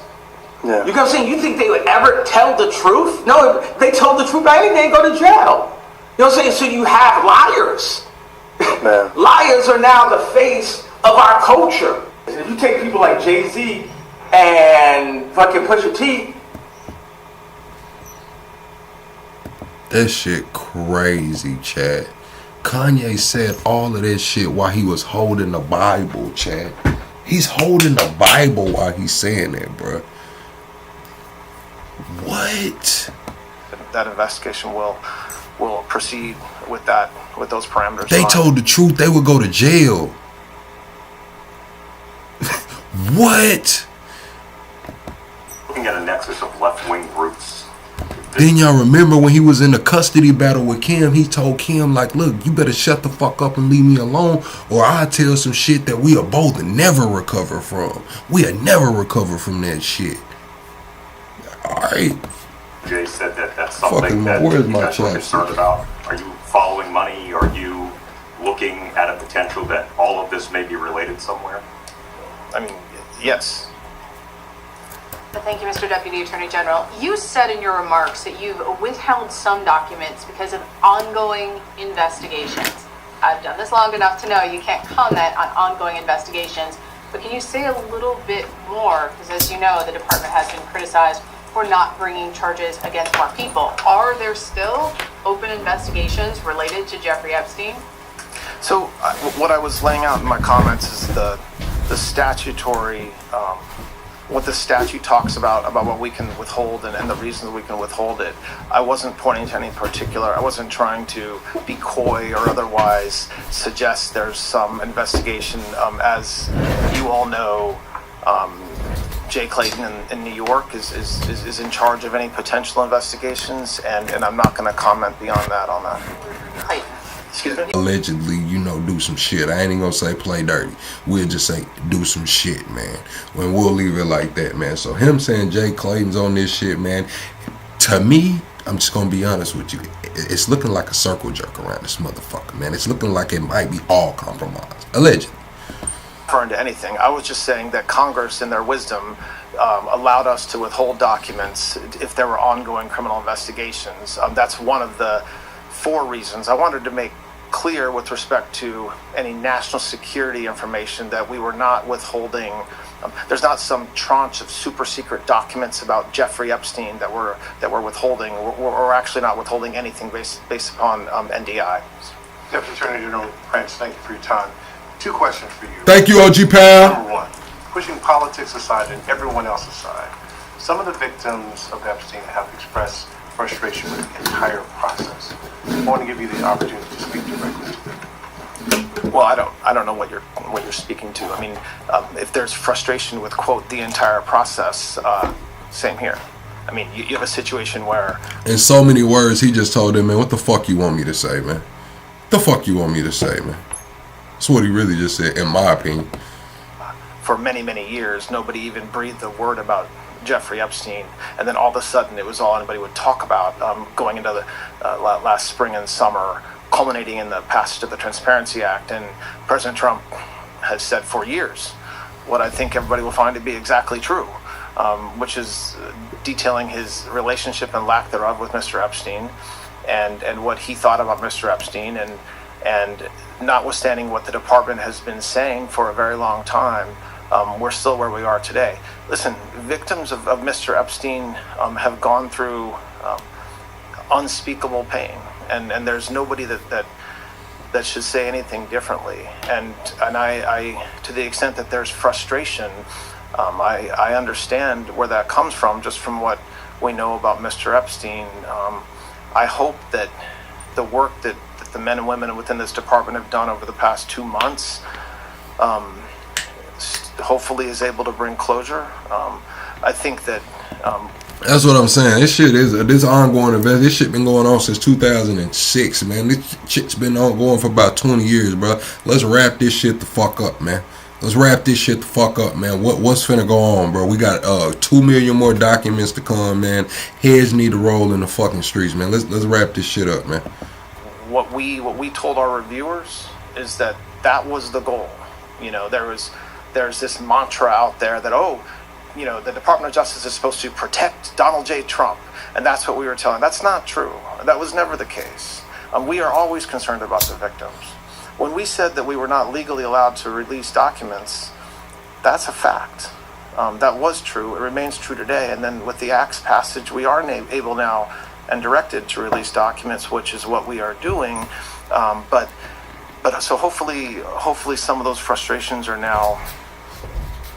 Listen, any victim that wants to speak with the department has done so. Hopefully, if not, they should.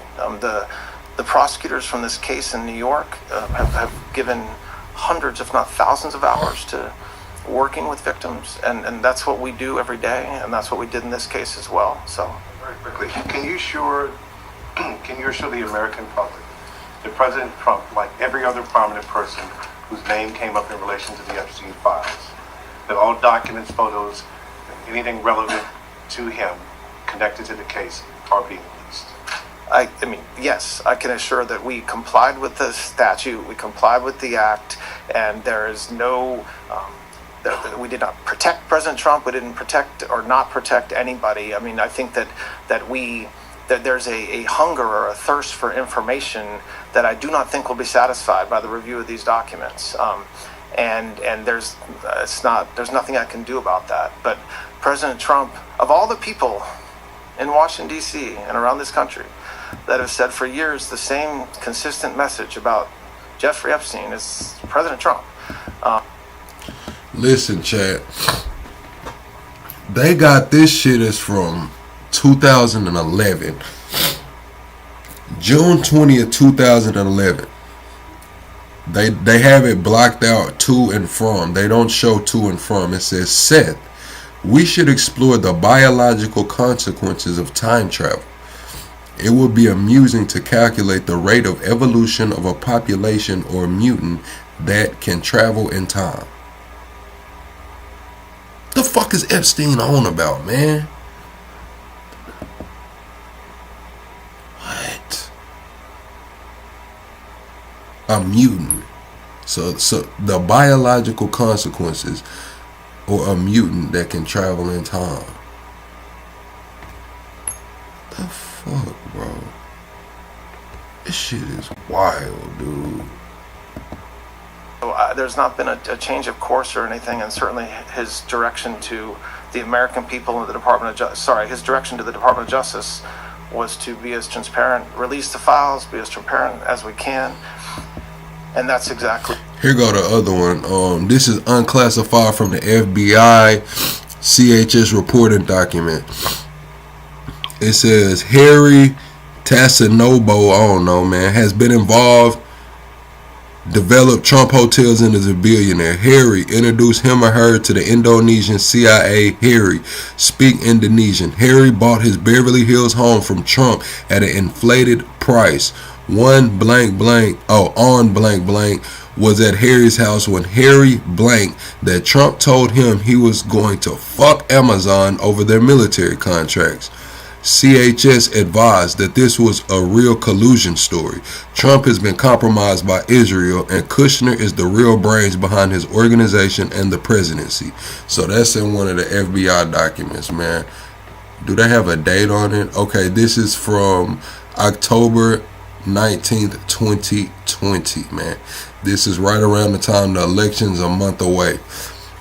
It also says Jeffrey Epstein was represented by Dershowitz, CHS remembered Dershowitz tell Alex Acosta that Epstein belonged to both U.S. and Allied intelligence services. CHS shared phone calls between Dershowitz and Epstein during which she took notes.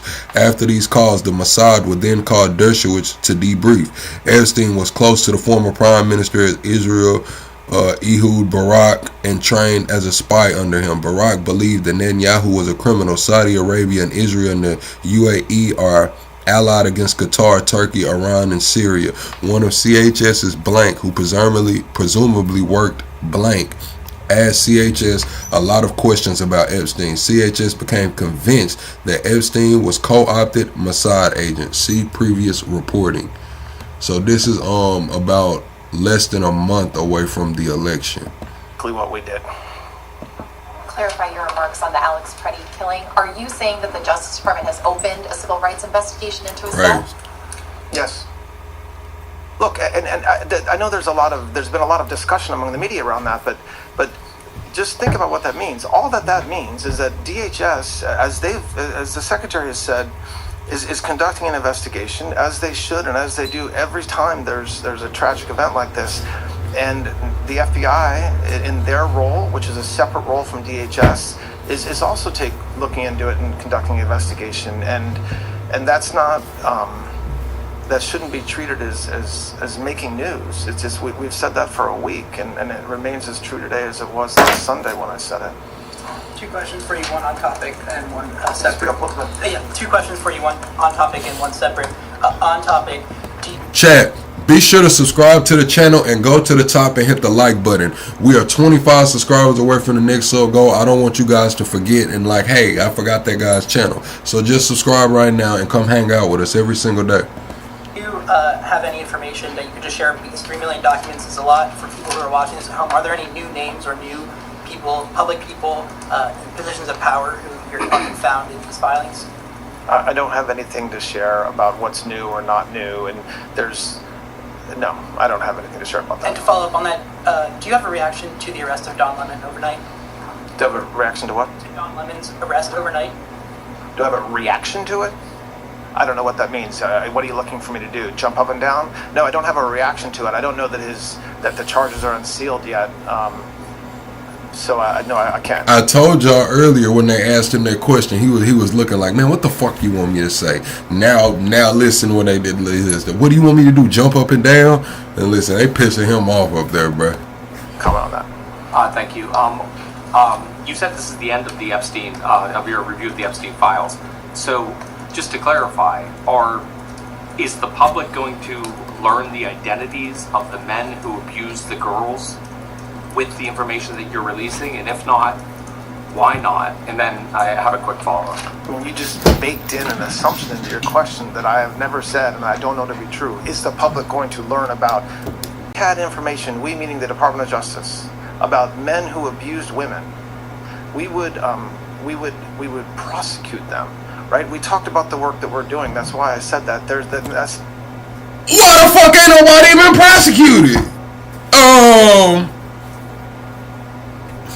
Said this earlier, there's this built-in assumption that somehow there's this hidden tranche of information of men that we know about that we're covering up or that we're choosing not to prosecute. That is not the case. I don't know whether there are men out there that abuse these women. If we learn about information and evidence that allows us to prosecute them, you better believe we will. But I don't think that Bro, is this not the same fucking guy that just got up here and told us that there was 180,000 images of child porn, 22,000 videos of, and a lot of that shit was child porn. Most of it was child porn distributed back and forth, not just videos Epstein recorded. Who the fuck was sending the child porn around, sir? The fuck is going on here? The public or you all are going to uncover men within the Epstein files that abuse women, unfortunately. And just to follow up, on the investigation into Federal Chairman Jerome Powell, is the Justice Department, what's the status of that investigation? Now that President Trump has nominated a new Fed chair. Is the Justice Department looking to bring a close to the investigation into Chairman Powell's as soon as possible? I don't have a comment on that, on the subpoenas that were issued. I don't think the timing of President Trump's decision to nominate somebody is a controlling factor in any investigation. Hi, I just wanted to follow up on Alana's question. So you're saying that the shooting investigation of Alex Preddy is now a civil rights investigation. You're implying that that's always been the case. Can you also say what about the shooting of Renee Good? I mean, why or not is that a civil rights investigation? I didn't say it was always the case. I said it's the same thing that we said as of last Sunday, as with respect to last weekend. There are thousands, unfortunately, of law enforcement events every year where somebody is shot.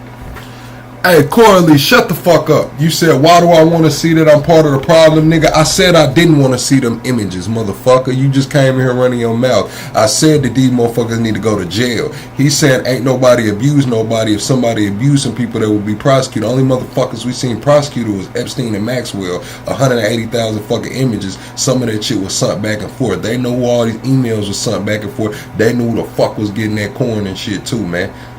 Coming here to calling me part of the problem, man. You part of the problem, man. The Civil Rights Division of the Department of Justice does not investigate every one of those shootings. There has to be circumstances. This is my job. Donate to the channel, man. You got about 3-4 minutes to donate. We're gonna get you the fuck up out of here, man. We got time for your shit today, Coralie. Or facts, or maybe unknown facts, but certainly circumstances that warrant an investigation. So when I talked about last weekend, and when others have talked about this week, the fact that President Trump has said repeatedly, of course, this is something we're going to investigate. That's what I meant about what we're doing. It doesn't mean that every time that there's a federal officer-related shooting, that's something civil rights takes up. It depends on the circumstances. Follow up on that. Can you just? I know you can't be specific about details of the investigation, but can you kind of just characterize the scope of the Preddy investigation? What kinds of things that they'll be looking for and involved?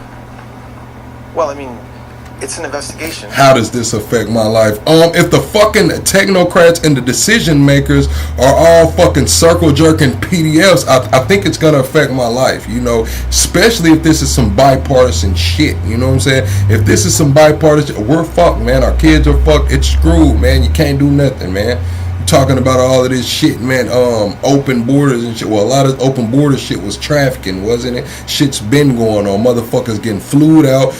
You talking about how does this affect my life? According to these files, they was eating fucking intestines and shit out of kids. They was choking kids to death, man. This shit was damn torture, snuff films, and grape and corn, man. What the fuck are you talking about? How does it affect me?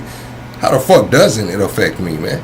And so, what do we? These are the decision makers around this motherfucker, man. If it's corrupt from the top, we're fucked. We're looking at everything. And we sit here and wonder why we see all of these cases with babies being fucking abused and left out in the cold and touched and all of this shit, and people getting probation. Motherfuckers getting probation, touching on kids, doing all kind of shit. Yeah, man, this shit is crazy, bro. And what do they want to say? Oh, he had a good lawyer, man. He had a good lawyer. Man, this shit is a motherfucking circle jerk, man. It's a club, man. Only they let their people touch kids and shit, man. The fuck is going on? Would get shed light on what happened that day and in the days and weeks leading up to what happened, and that's like any investigation that the Department of Justice and the FBI does every day. It means we're looking at videos, talking to witnesses, trying to understand what happened. I mean, you're talking about an incredibly tragic morning, and then trying to unwind and investigate that it takes a lot of time. I'm not going to prejudice what they're doing or not doing by laying any markers, but I expect that the folks that are doing this are the most experienced in this space and are doing that. You said it sounds like you have problems. Yeah, I have fucking problems with this shit, man. I've seen this shit play out in real life, man. I've been in a courtroom and seen a motherfucker walk out of the courtroom after touching kids and shit, man. And I seen the same day a motherfucker go to the penitentiary for some crack. Motherfucker get probation and walk out of the court for touching fucking kids, bruh. Kids. And a motherfucker go to the penitentiary for some crack. Yes, I have a problem with that. I do. I'm sorry. To follow up on that, how would a civil rights investigation work with DHS taking the lead, which is what was said over the weekend? And are prosecutors in Minnesota, I mean, who is involved in this? We know that there's a lot of frustration within the department, both in Minnesota and the Civil Rights Division, that they feel they are not being brought in and they are the experts here. So just to follow up, how would this work with DHS taking the lead, and who is from DOJ involved in this investigation? I don't think that, look, I think anytime there's every single federal agency, including DHS, has a process that they use when there's something like this that happens, an internal review, investigation, however you want to call it. That's what DHS was doing, as they do every single time something like this happened. There was nothing unique to these facts. There might have been outsized focus on it because of what happened, but DHS was doing an investigation. I don't know that that will stop. I don't expect that investigation to stop because we're investigating, and of course we're coordinating with them. We're not working against them, but there's I suppose thank you, Terry. Potentially separate goals or potential goals in the two investigations. I mean, DHS is conducting an investigation, and then the FBI conducts an investigation. It's not as if one goes one way and one goes the other, but they are their own investigations. You very clearly said on Sunday that HSI is leading the investigation. You did not want to overstep and say anything. Was that not true anymore, or was that true at the time? I don't think it's fair to say whether it's true anymore, okay? And I don't yeah, Jared, we're gonna do a panel tonight, and I'm finna do a panel in a minute.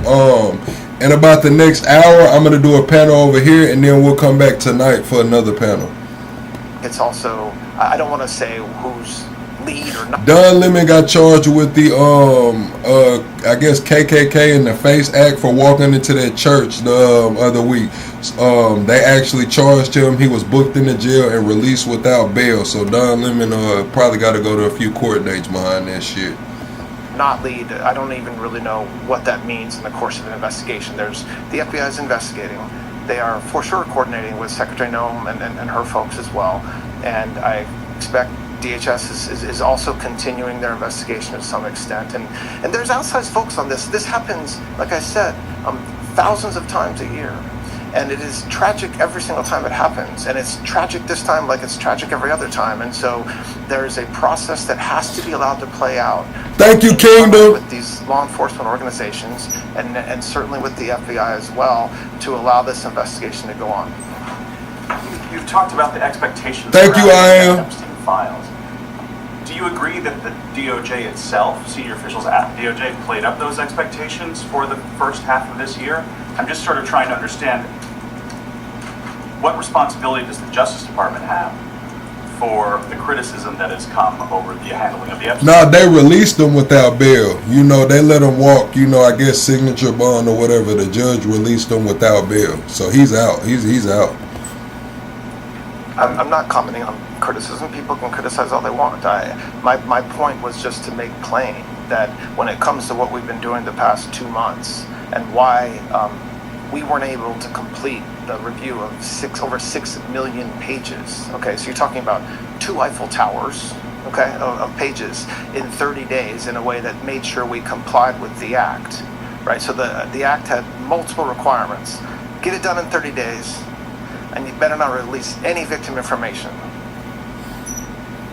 There's a lot of statutory construction, there's a lot of case law that exists that says that if those two are in conflict, we obviously are not violating the 30-day requirement by taking our time to comply with the act. And so my comments were directed at this idea that because we didn't review the 6+ million pages within 30 days, somehow the Attorney General doesn't care about victims or is further doing damage to victims because of that, because exactly the opposite is true when it comes to the Attorney General.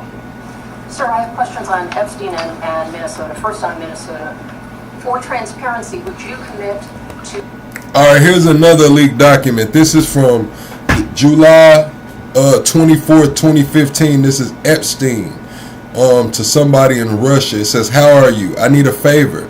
There is a Russian girl from Moscow, blank. She is attempting to blackmail a group of powerful businessmen in New York." And he even spelled biz with B-I-Z. What the fuck is Epstein got going? "It is bad business for everyone involved. She arrived in New York Saturday of last week, staying at the Four Seasons on 57th Street. Suggestions." What the fuck was he trying to do? What does that mean? "How are you? I need a favor. There is a Russian girl from Moscow. She is attempting to blackmail a group of powerful businessmen in New York. It is bad for business for everyone involved." So what, Epstein was trying to get a cleanup crew? Was he looking for a cleaner right there, man? What the fuck going on? He trying to get her out of here. To releasing the body cam video from federal officers that was involved in that shooting and their names at a point when the investigation can allow that. Will you make that public? And I did not hear clarity on whether Renee Good's case is also in civil rights realm. I'm not committing to anything with respect to that investigation that would be completely unfair to the investigation itself for me to stand here and commit to something for any reason. It depends. It depends on what happens with the investigation, and that's a decision that was made by the folks that are working the investigation. As it relates to Ms. Good, I don't, like I said before, there's investigations that happen all the time with respect to shootings like what happened last Saturday, and cases are handled differently by this department depending on the circumstances. On Epstein, sir, if I may just ask one on that, please. You mentioned a letter to Congress. How and to whom did you notify the White House about the production that you're announcing today before you came out and spoke to us? How did I do what? By the White House. What was your interview? Man, Epstein was wilding, bro. It says Epstein to Roger Shank. This is Friday, the 23rd of October in 2009. He says, "This is the way that you make money and made a fortune in the past 10 years. Selling short the shipping futures. Let Goyim deal in the real world. From shipping news, the most dramatic growth has been in shipping futures, which allow shipping companies to lay off risk. The most popular futures are forward freight agreements. Do deliver goods on a particular route at some point in the future. They have grown in the past year to be roughly the size of the physical markets, according to Bill Lines of the Baltic Exchange, a shipping bazaar in London that sells FFAs. Many in the industry have been suspicious of such futures because they have been adverse to hedging their bets. Risk-taking is, after all, part of the game, and averse to complicated financial instruments they do not really understand." So he's spilling the sauce, man. Said they was getting the money off the shipping futures, man. Getting to the chicken off of the shipping futures, man. It means just that. It means talking to witnesses. It means my bad, Chad. To look for what to redact, what to not redact. They absolutely knew that I was doing this press conference today and that we were releasing the materials today, but there's no oversight by the White House into the process that we've undertaken over the past 60 days. I wanted to ask a question about the evidence in the Alex Preddy investigation. Early on, our reporting showed that the only type of evidence that the FBI initially had in its possession that it was processing for ballistics and DNA, etc., was Preddy's firearm. It did not have the two firearms that were used to shoot Preddy. Those were in the hands of HSI, and also there were concerns about chain of custody, things not being properly bagged and tagged, etc. Where are the guns now? Are they in the FBI's possession and being reviewed at one of their labs? And who has the phone that Preddy was using in filming? And is that going to be reviewed by the FBI? I don't know. I don't have an answer to those questions. Look, I think that Secretary Noem is been clear with the American people, but also with the Department of Justice that we're doing this together. We're coordinating And so I'm not following in the weeds about who actually has possession of the firearms that were discharged. Here's another one, chat. Jeffrey Epstein, Friday, April 24, 2009. They're not saying who it's for. It says, "Where are you? Are you okay? I loved the torture video." And they said, "I am in China. I will be in the U.S. the second week of May." And it was something from a BlackBerry. Now we know that they got the torture shit go on in them third world countries and shit for real, man. Like snuff films and it's been apps taken off the app store for shit like that, man. I don't know, bro. This shit is crazy. And the FBI would need in order to conduct a thorough investigation into a color of, this is obviously a color of law. When I said I didn't know, I wasn't being critical of the question. I was just simply saying I don't know. On the Fulton County seizure of ballots, local officials there, election officials say those materials were set to become public by February 9th, and that the Justice Department could have simply asked for them. Why was it necessary? That's what I'm saying. See, those are things. He's saying nobody committed a crime. Anybody committed a crime would have been prosecuted, right? Like we're seeing right here. Epstein said, "Where are you? Are you okay? I loved the torture video." Somebody said, "I am in China. I will be in U.S. second week of May." Who the fuck was sending torture videos? Necessary to conduct a search warrant, and do you expect the affidavit in that search warrant matter to become public anytime soon, or do you have any comment or explanation as to why that was necessary? Listen, I'm not going to comment on it's a criminal investigation. I will not comment on it. I will say that it should be no surprise to many in this room that, or anybody watching, that election integrity is extraordinarily important to this administration, always has been and always will be. And so the fact that President Trump and this administration are investigating to make sure that, are investigating issues around elections to make sure that we do have completely fair and appropriate elections. The elections should not be surprising, but I can't comment on any criminal investigations. To follow up on that, regarding Fulton County, can you explain Tulsi Gabbard's role in DOJ activity? Could you please explain Tulsi Gabbard's role in DOJ activity regarding the Fulton County search? What do you mean her role? It was reported that she happened to be present in Atlanta. I mean, yes, I saw the same photos you did. I mean, she doesn't work for the Department of Justice or the FBI. She's an extraordinarily important part of this administration. This administration coordinates everything we do as a group, and so I think her presence shouldn't be. There shouldn't be questioned, of course, and that's a big part of her job. And so the fact that she was present in Atlanta that day, is something that shouldn't surprise anybody. John Maxwell. All right, just two more. Go ahead. Just following up on that. So are you saying that Gabbard's appearance in that area had nothing to do with Justice Department action and defense? I most certainly did not say that. No, I did not say that. I said that exactly the opposite. I said this administration works closely together in all kinds of different areas, and so I'm not sure if they're surprised at that the administration is working together on things like election integrity. But if there is surprise, let me unequivocally state we are working together as an administration on election integrity type issues, and so that's all I can say about that. All right, one more. Can you clarify who at the Justice Department is involved in the Preddy investigation? Is it the Civil Rights Division? Is it the U.S. Attorney's Office in Minnesota?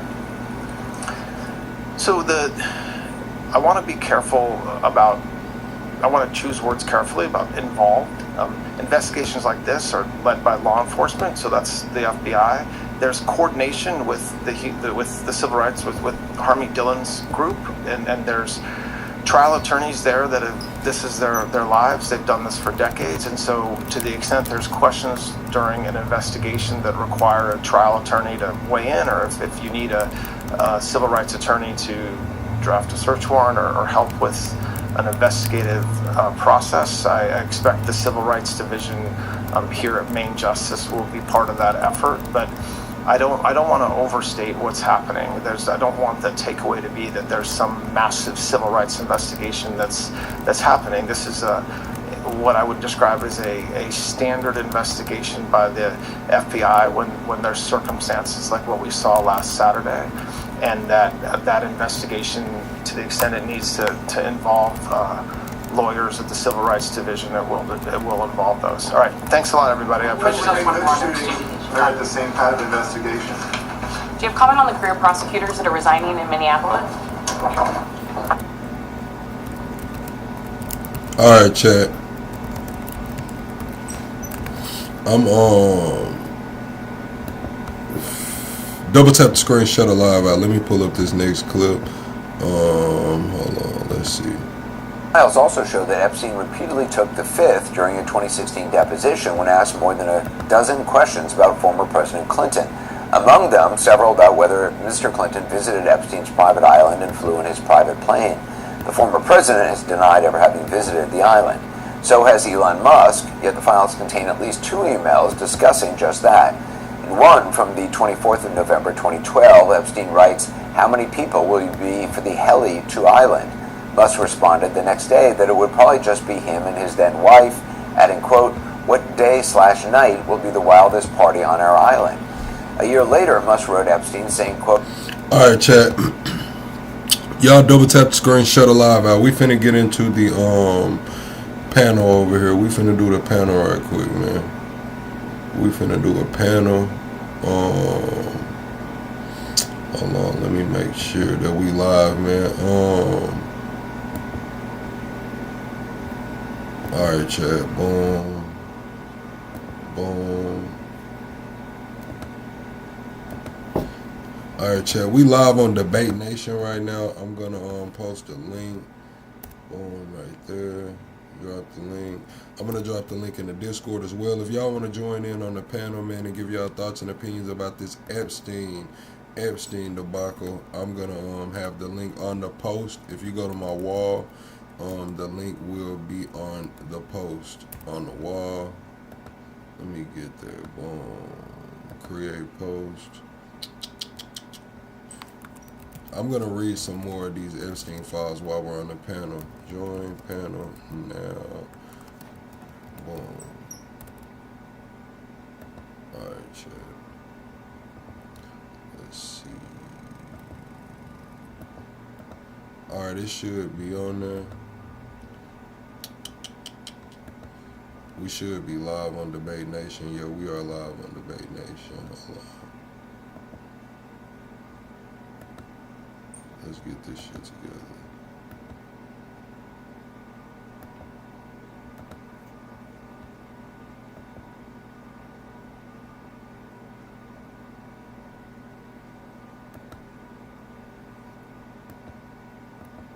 Alright, bet.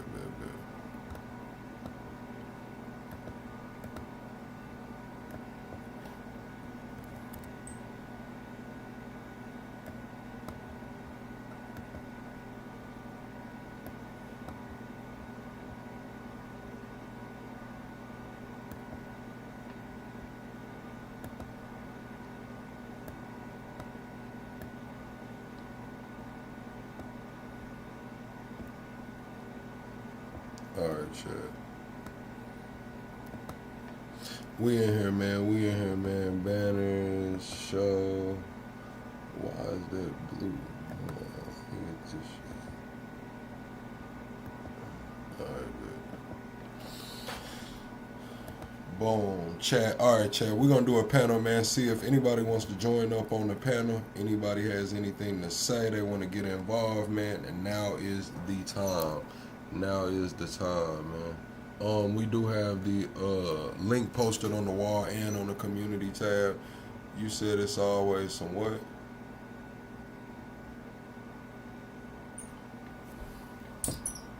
Let's see, man. Nobody's gonna load up. Nobody wants to talk. It's all right. You said thank you, Plug. You're a superhero for reading out the horrific emails. The fact that it happened, man. Appreciate you. Too strong, you know. We're gonna cover it for sure. Let me get to the StreamYard on my phone. Let me get to the stream yard on my phone. Hold on, chat.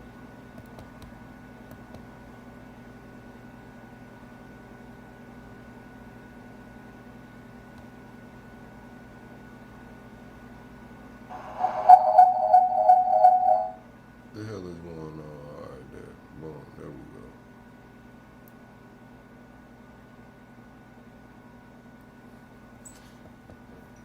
Why the hell is it not working? Alright, add to stage. Boom. We here now. We here now. Alright, good.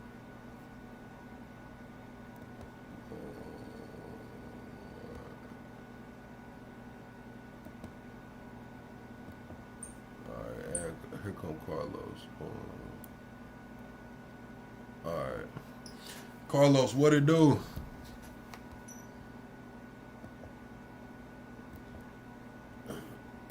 You thought the aliens got me? Nah, that was my damn. I was switching devices to the StreamYard. Damn. Carlos, where Carlos go? Carlos dropped down and came back. Where is Carlos at? But no, we did have to read it. Some of that shit that was on the Epstein files was pretty crazy, Chad. I'm not gonna lie. The torture, the snuff films, it confirmed everything that we always thought when it came to the elite. When it came to the elite and getting to the super rich and super powerful, there's always been rumblings of some wild shit that has to go on in order for you to make it, and it's looking like we getting that shit confirmed. That's how it's looking, chat. It's looking like we got some confirmation. It's crazy. Let me put up, what the hell is my banner? Right there. Subscribe right now. There goes my banner. Alright. Yeah, way worse than I thought. I'm gonna pull up some more of them. I'm gonna pull up some more of the files and read them while we sitting here waiting on somebody else to load up. It says insane Epstein file. This is from Wednesday, August 28th, 2019 at 1:08 p.m. Interview of purported Epstein victim. It says, thanks blank. I didn't realize Bush graped him too. Okay. I'd like to add a few other points disclosed by the purported victim. While on this yacht, he witnessed African-American males having sex with white blonde females, all of whom were bleeding during intercourse. He was a victim of a type of ritualistic sacrifice which his feet were cut with a scimitar but left no scarring. On the yacht, he witnessed babies being dismembered, their intestines removed, and individuals eating the feces from the intestines. He was also raped by George Bush 1. The victim disclosed he was escorted to the FBI building by Michael Moore, who is the creator of True Pundit, described by multiple online sources as a conspiracy-driven news website that attempts to paint the FBI in a bad light. Moore has a criminal record as a result of an FBI investigation on copyright infringement. Yeah, that's crazy. Carlos, you can come back up. I had my mic muted. You can come back up. The reason you couldn't hear me is because my mic was muted. I hadn't unmuted my mic. But if you come back up, you will be able to hear me. That shit is crazy. Nah, I don't believe all of these victims. I don't believe every one of the victims. You know, I think, of course, just the sheer number of people, you know, bringing forth cases, there has to be some, you know, there has to be something that's either exaggerated or not totally true. I felt like that in the Diddy case, but I do think some of this shit is true. And if 10% of this shit is true, it's find a different one. Who we got right here? Oh, that's Carlo. What's up, Carlo? Yeah, I can hear you now. This shit is wild. Yeah, it is, man.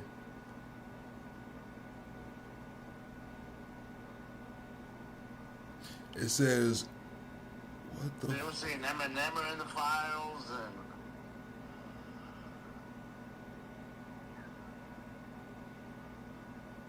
Somebody sent Epstein. It says a screenshot on what appears to be a Skype call with a text message sent from a BlackBerry contact named Torture is visible. It reads, "I'm still waiting and watching the melted cheese drip."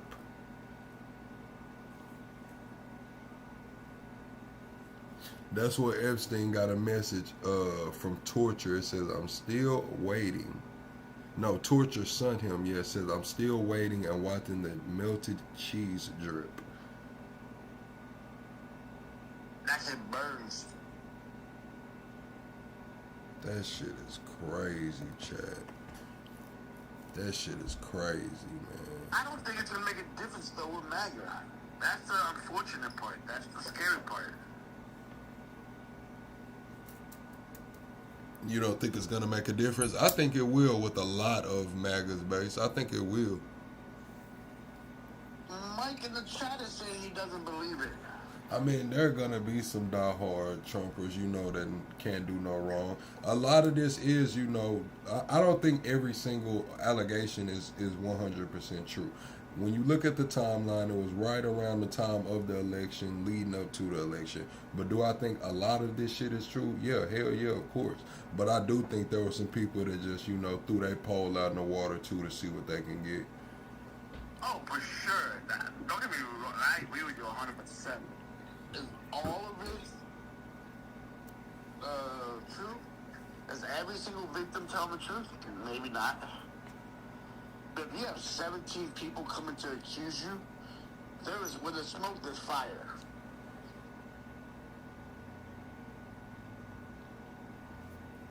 Okay. How do you feel about the torture being involved, man? The torture and the snuff films. Those are the story of the day. That's the story of the day. It was, you know, trafficking, and now it's snuff films and torture. I think that's just the beginning. We're gonna go down. If we're gonna really go down this rabbit hole, I think bodies are gonna start coming up. I mean, there's gonna be so You much seen more. what that one allegation said, that his body's behind the golf course. That's what I'm saying. The whole sexual is crazy, Alleged. disgusting. But I think what's gonna come out at the end is we're gonna find bodies. We're gonna find all type of stuff. You think somebody, a whistleblower, is gonna lead them to the bodies, man? I don't know, cause you know Diddy had the damn cremation thing, so I'm pretty sure they probably had some of them around. Then they was on the island, they was on the damn boats and shit too. They was probably throwing bodies and shit off the boat, allegedly. I think they're not pushing Clinton because they don't want Clinton to really testify. Clinton on his last leg. He comes out and says everything. Yeah, it's gonna open up a can of worms. Nah, most definitely. I don't think they want to hear from Bill, man. I don't think they want to hear from Bill at all. You say truth in movies, lies in news? Alright, who else we got up here? We got Top Cat, man, on the early morning panel. What up, Top Cat? What it do, man? Not much, man. How you feeling about what we everything that's came out, man? From trafficking all the way to snuff films and torture.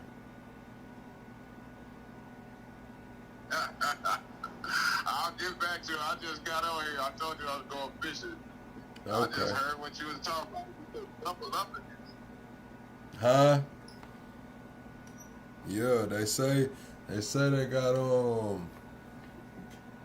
torture videos, child porn, and a lot of these images. They say it was 180,000 images, 2,000 videos. Some of them was child porn and torture and death. It's all from the file? Yeah. Wow. Well, sounds about right.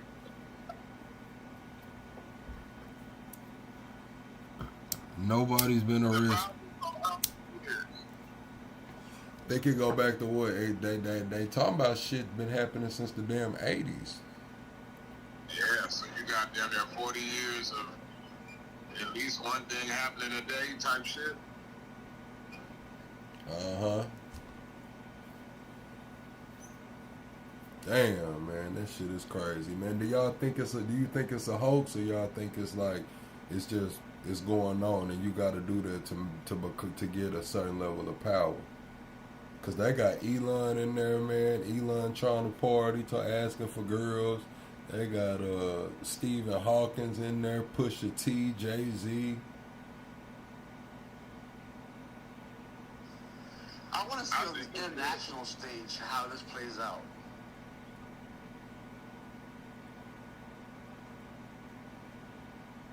What you mean?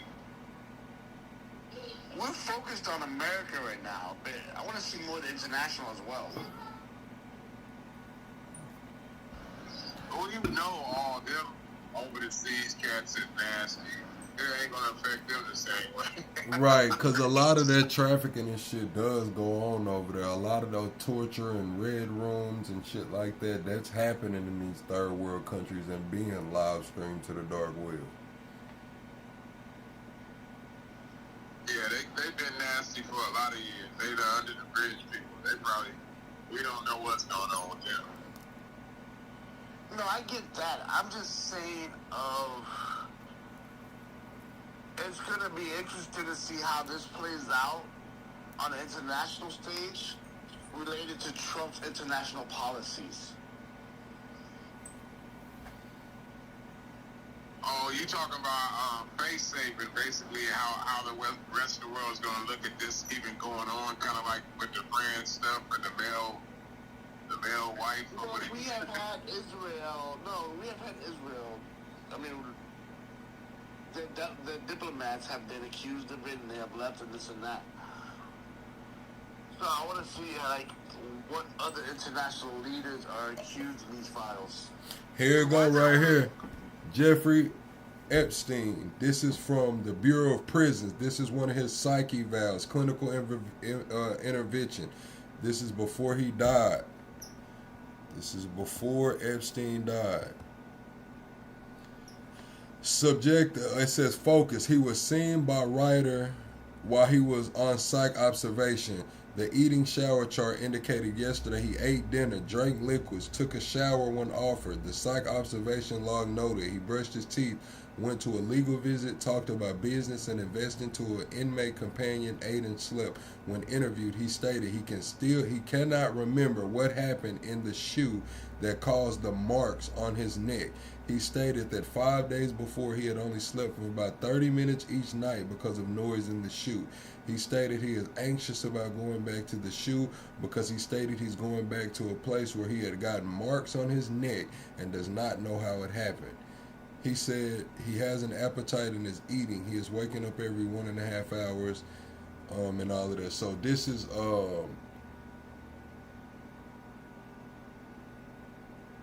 July 27, 2019, Epstein is telling the medical staff that he doesn't want to go back to the shoe because he's waking up with strangulation marks around his neck and don't know how he got them.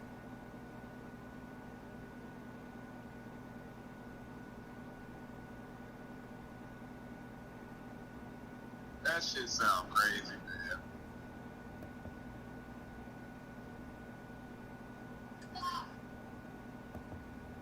Yeah.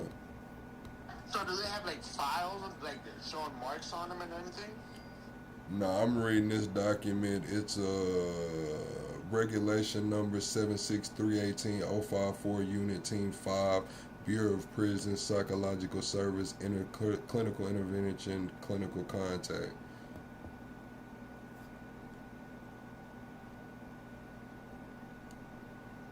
That shit sound wild, bro.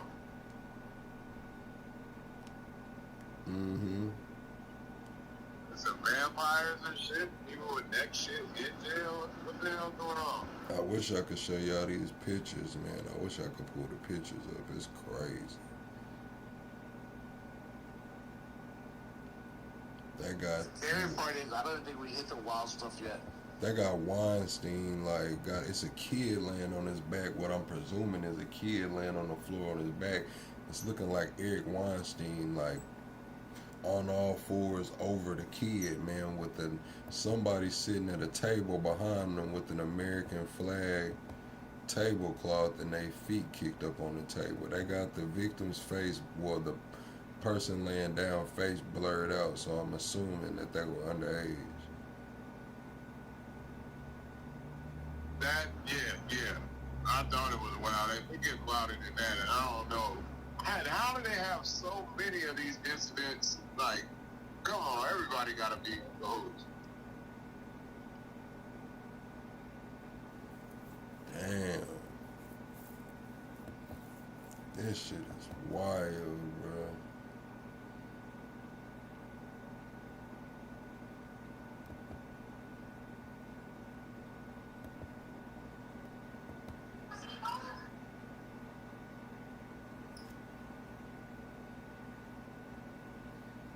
So if we believe the basic government logic of once you cut off one head, another two grow back, do we believe that there's still more out there?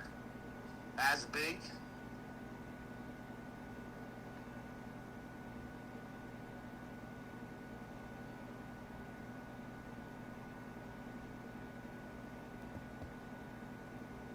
Shit is crazy. I don't know, man.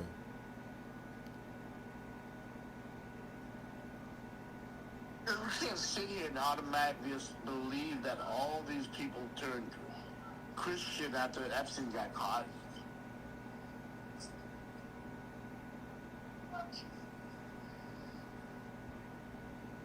This shit is crazy.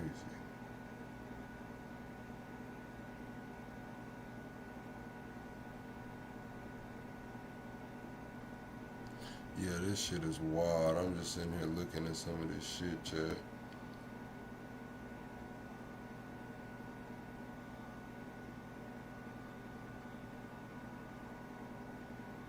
Alright. Epstein files. Let's see. I was looking at that one.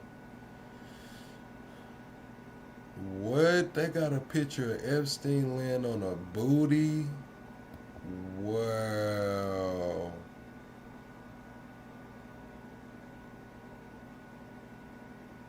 Oh, they released some pictures today.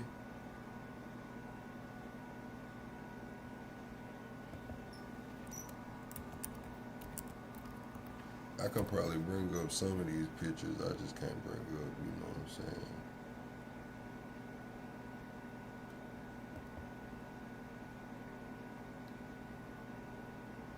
Oh, that's a video.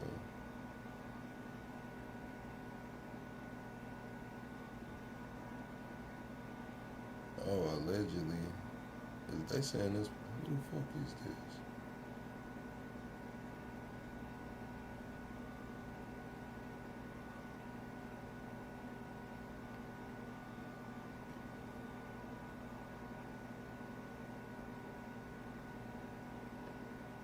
This shit is crazy, man. Alright, I'm just looking at the pictures. I'm trying to see what the hell I could potentially pull up, man. I don't even know.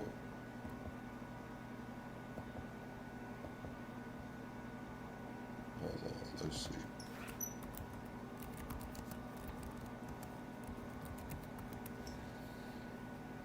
What's up with your everyone? Double tap the screen, chat. Y'all share the live out, man. They said, hell yeah, Carlos. I don't know, whatever you said. Let's see.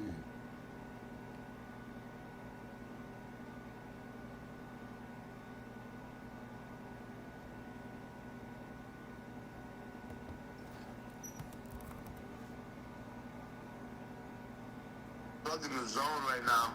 Man, I'm trying to figure out a way to pull up these pictures, man.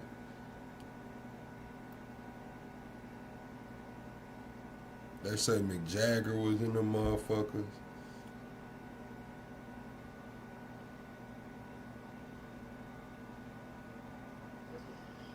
We don't have no clue with the amount of people that had to come out for this. I mean, I'm all for all of them getting caught, but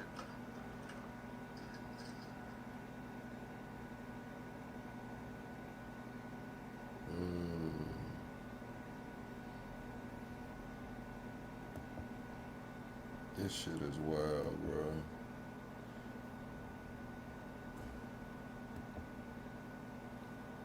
I don't know. We might have to show them on a different live. All right, chat, man. We can just talk about whatever now if y'all want to just have a conversation. Top Cat, I know you said you was moving around. Oh shit! This shit is crazy. Moving around. You said what? Trapezoids? Huh? Trapezoid? Oh yeah, you still tired? You had a night to remember. Nah, I went on with the bed, man. Man, it's a terrible decision, bro. Cause them trapezoids trap you.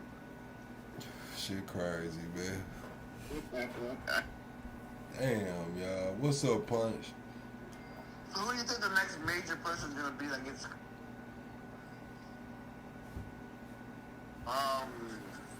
accused, let's say?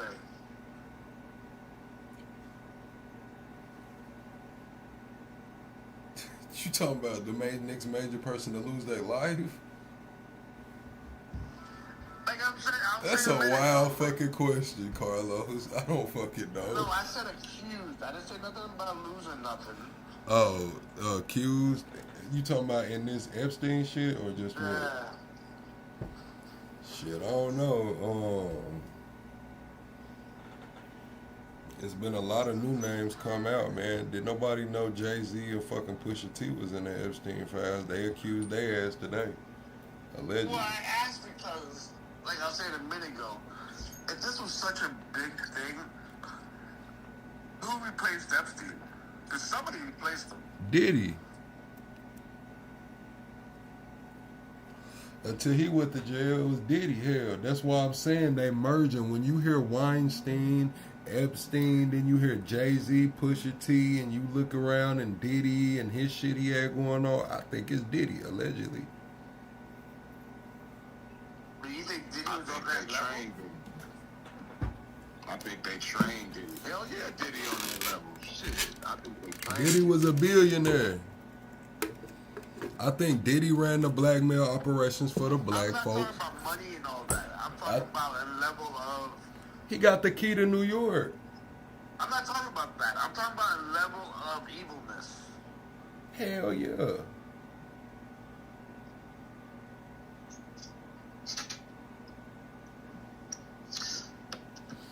Hey, once you get that amount of money in your life, the evil surrounds you and becomes ugly, bro.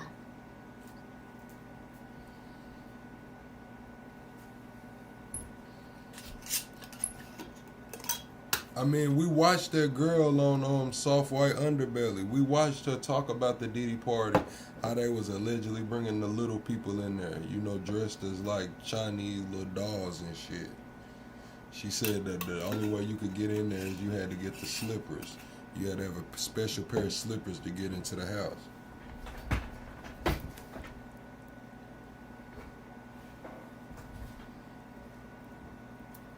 Okay, yeah, I can see that, but I believe that.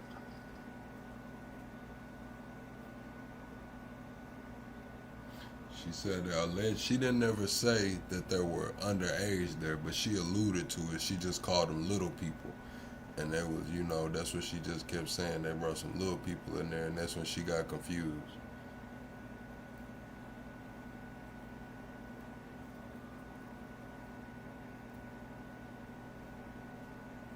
So do we think now this will bring on more cases, or do we think it like ends here? It can't. I mean, it can't end here because there's still 2 million more documents that has to come out. People are still sifting through the documents that we have came out. A lot of the images still aren't out. And nobody's been charged. They said that there's still active investigations going on. We know the Clintons are supposedly being held in contempt, or trying to be. So nah, it's not gonna end right here.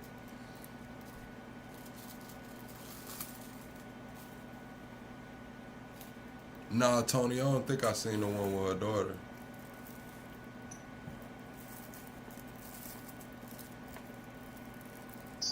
this much stuff to go through, how much money you think that is going to be spent on these things?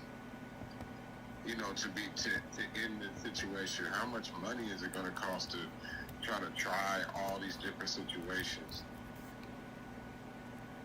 Well, that's why I was asking, like, do we think it's going to end here? As far as end with just Epstein, or are they going to start finding other people?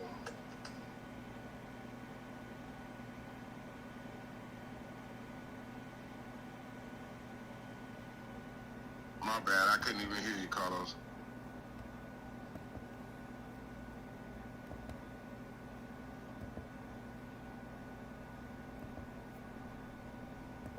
Carlos, he said he couldn't hear you. Oh, Top Cat dropped down. Oh, I said, that's why I was asking, do we think the investigation is going to end with Epstein, or do we think it should keep digging into it? I mean, I don't know. It's got to be a snowball effect. It's got to be a snowball effect.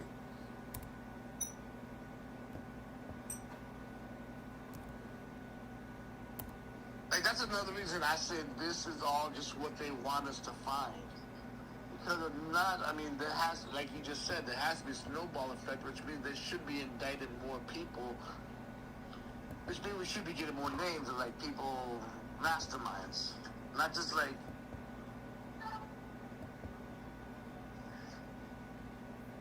Not just like what?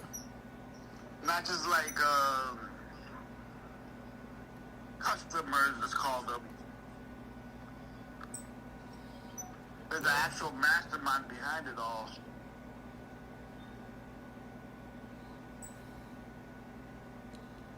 Damn, I'm trying to get this layout together so I can play this clip. Hold on. Layout. Alright, fuck it. Alright, chat, I'm finna play this clip. This the girl on Soft White Underbelly. This is why I'm saying the Diddy parties and the Epstein parties linking is a big deal. This is why I'm saying the Diddy parties and the Epstein parties linking is a big deal. Kanye dropped that clip a while back about Pusha T and Jay-Z saying that they're liars, they couldn't tell the truth. If they told the truth, they would be in jail. Then we see that in the Epstein files, the lady is accusing Jay-Z, Pusha T, along with I believe Weinstein and a couple other people said that she was getting fingered and assaulted allegedly. This is a girl that showed how she got into a Diddy party. Carlos asking me why does this align? It's the same circles. Diddy's a billionaire. This girl said that she got invited to the party by like a Saudi prince or something. So I'm finna play some of this. Oh yeah, about to be 20. December of 22, you were here. You did our first interview. You were just some girl that I met through a friend. Right. And you were doing this interview, and you mentioned something about... I accidentally mentioned it too. Like it slipped out. About P. Diddy. About P. Diddy. You went to one of his parties. Yeah. Crazy party. And he's in the news now because of all the scandal. And they didn't believe me. But when it started coming out, people were like mentioning me like, you were telling the truth about it. And I'm like, duh, I'm not gonna lie. Also, Carlos, we got to remember in the Epstein files too that they were saying what? That they had a whole lot of big black men having sex with blonde women that were bleeding in some ritualistic style shit. So it's not as black and white as people make it seem. They also said the cartel was involved, you know, so it's not just black and white, but there is an underlying thing of eugenics going into it.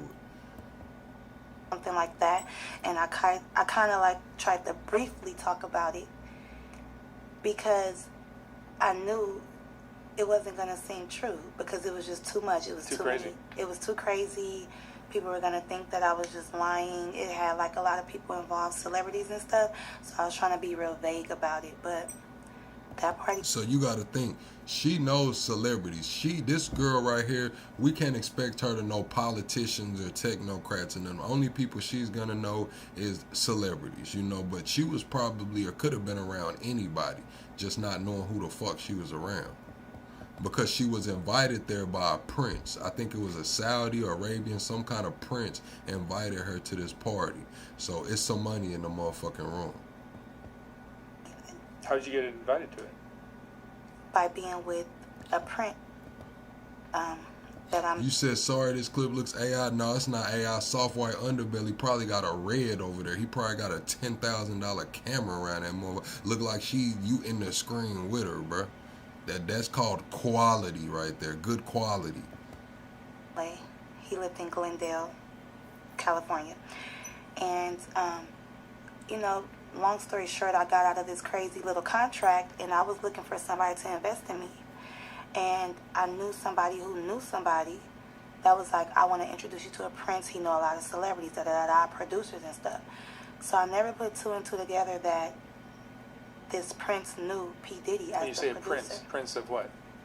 He was a Arabian prince. Really? Yes. Now, she's saying this was an Arabian prince that knew Diddy. So it's some motherfucking money in the room.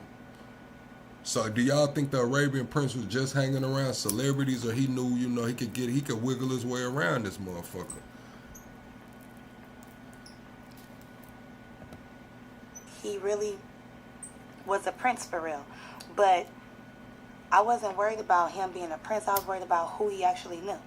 So when he invited me to, he met me, he said, I want to invite you tomorrow to Music Ultra Week, whatever. And it's like an event, Ultra Music Week. It's like an event for like 2 weeks where people party, including P. Diddy. And they party at Club Live. They party at, like, just in South Beach, Star Island, like where P. Diddy stays or throw his freak-offs at. And I never knew. That's what I'm saying, Carlos. You hear it? Like, Diddy had Star Island, Epstein, what was their island called? Little St. James, Epstein Island. It's the same playbook. That's why I think that Diddy was essentially similar to the targeting style. If blackmail is going to be a way to success, if blackmail is going to be a way to billionaire status, he took the playbook out of Epstein's playbook. He just snatched the page out of Epstein's playbook, went, got him an island, got a fucking place to compromise some motherfuckers, allegedly. Oh yeah, because he has cameras everywhere supposedly on his property. Mm-hmm. We were going to go there because I was there for 2 weeks and I knew it was something fishy. He kept saying, I got a surprise for you. I'm like, but I'm only supposed to stay for 2 weeks and I'm here longer than 2 weeks. And it was almost a month. It was basically a month by then. And he was like, no, because I just want you to meet one special person. So he ended up telling me, like, when we... See, this is my thing, Tom. I don't hate billionaires. I don't hate technocrats, just the sense of it. I'm not one of those people. But when we see the dark dealings that goes along with some of these people, it's crazy. And then when you have other people come out and be like, hey, the reason I didn't make it to this level is because I didn't want to be compromised. It's kind of like a club that you just can't get in, you know? That's where I have a problem with it. That's where my problem comes in, is when I realize that, like, okay, maybe this person didn't work really hard to get where they was at. Maybe it was afforded to them by doing some violent, sick, and disgusting shit, you know? Live, he was like, guess where we're going tonight? I'm like, where? What? That unlimited money will turn you evil. Yeah, because a lot of these people are doing this shit for a thrill, adrenaline rush. Y'all know what else they say, that other word, we're not going to say it. But yeah, a lot of these people are at a point to where they have reached all of their goals.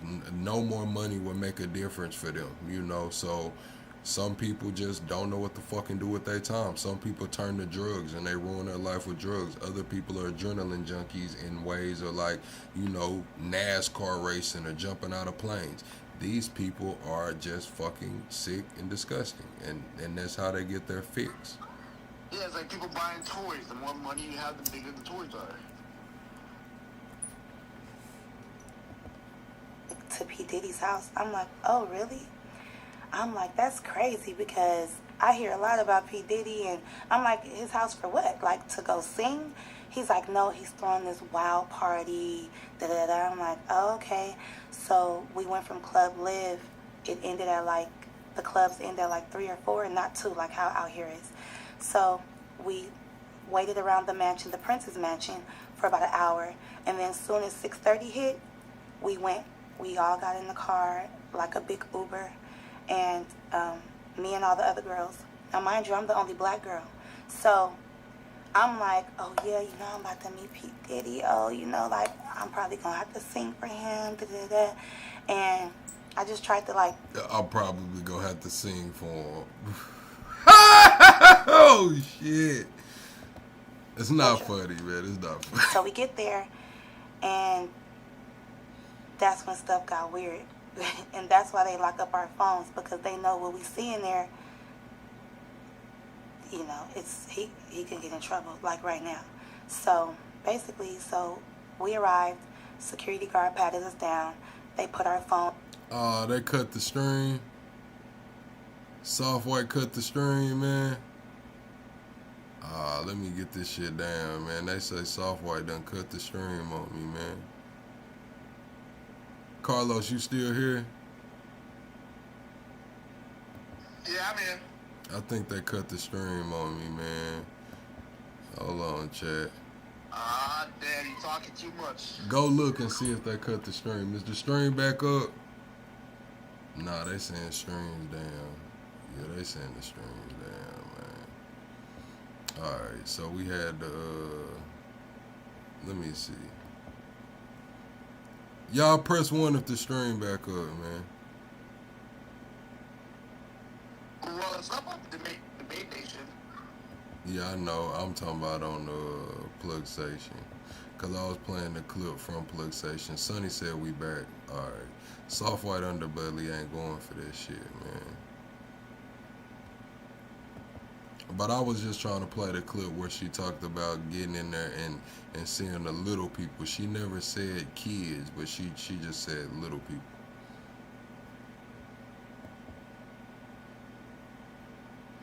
Alright, man.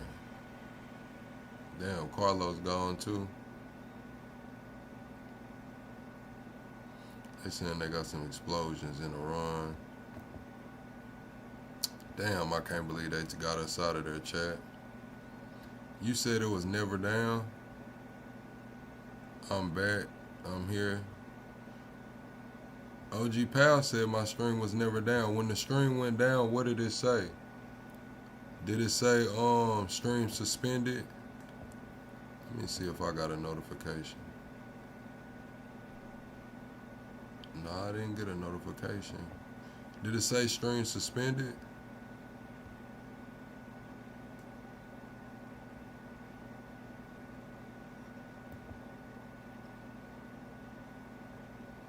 I don't know. What it do, Leo? Damn. You said still here? Sonny said it went down. What did it say, Sonny, when it went down? When the stream went down, what the hell did it say?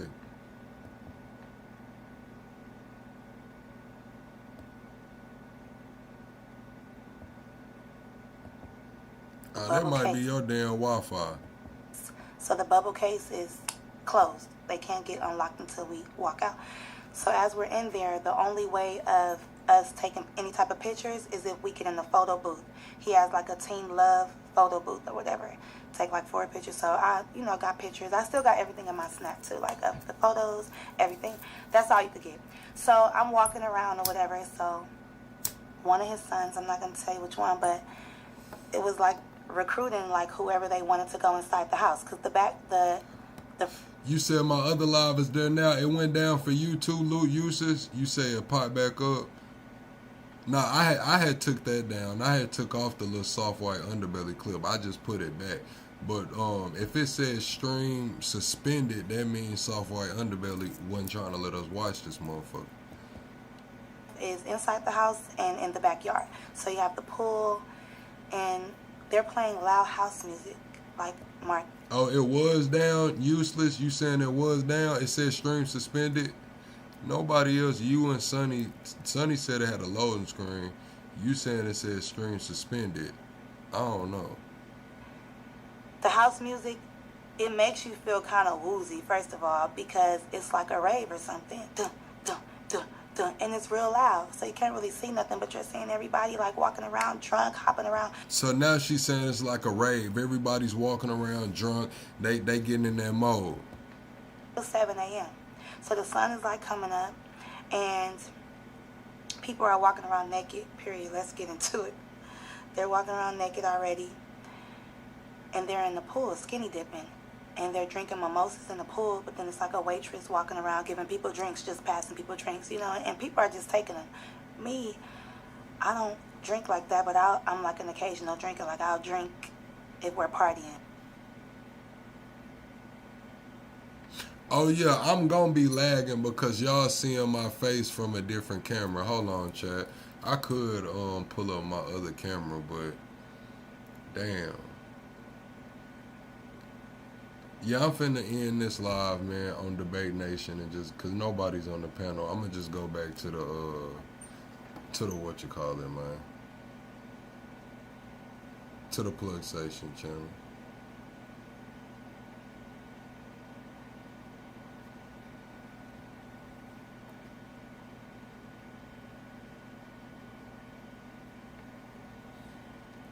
Hold on, chat. I'm pulling up my damn camera.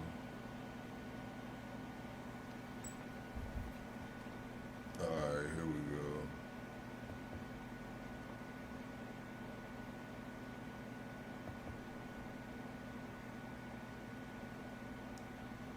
Where the hell is my damn camera?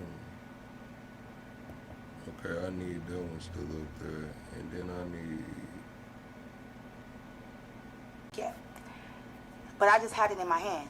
So one of the sons seen me walk in my drum with other girls, but we split up. So I was walking with one girl. She's a Puerto Rican girl. So P. Diddy's son was like, you. And I'm like, me or her? And then he was like, no, you. Come here. So I went to him, and he gave me some shoes. So these shoes was like... See, it's like Alice in Wonderland around this motherfucker. Cinderella around this motherfucker. You gotta have the damn slippers to get in the spot, man. You gotta have the slippers to get in the spot, man. Just go in the house if you want to, but everybody can't go in the house. They're literally selectively picking who they want. So I'm like, well, what about my friend? He was like, no, only you. I'm like, okay, cool.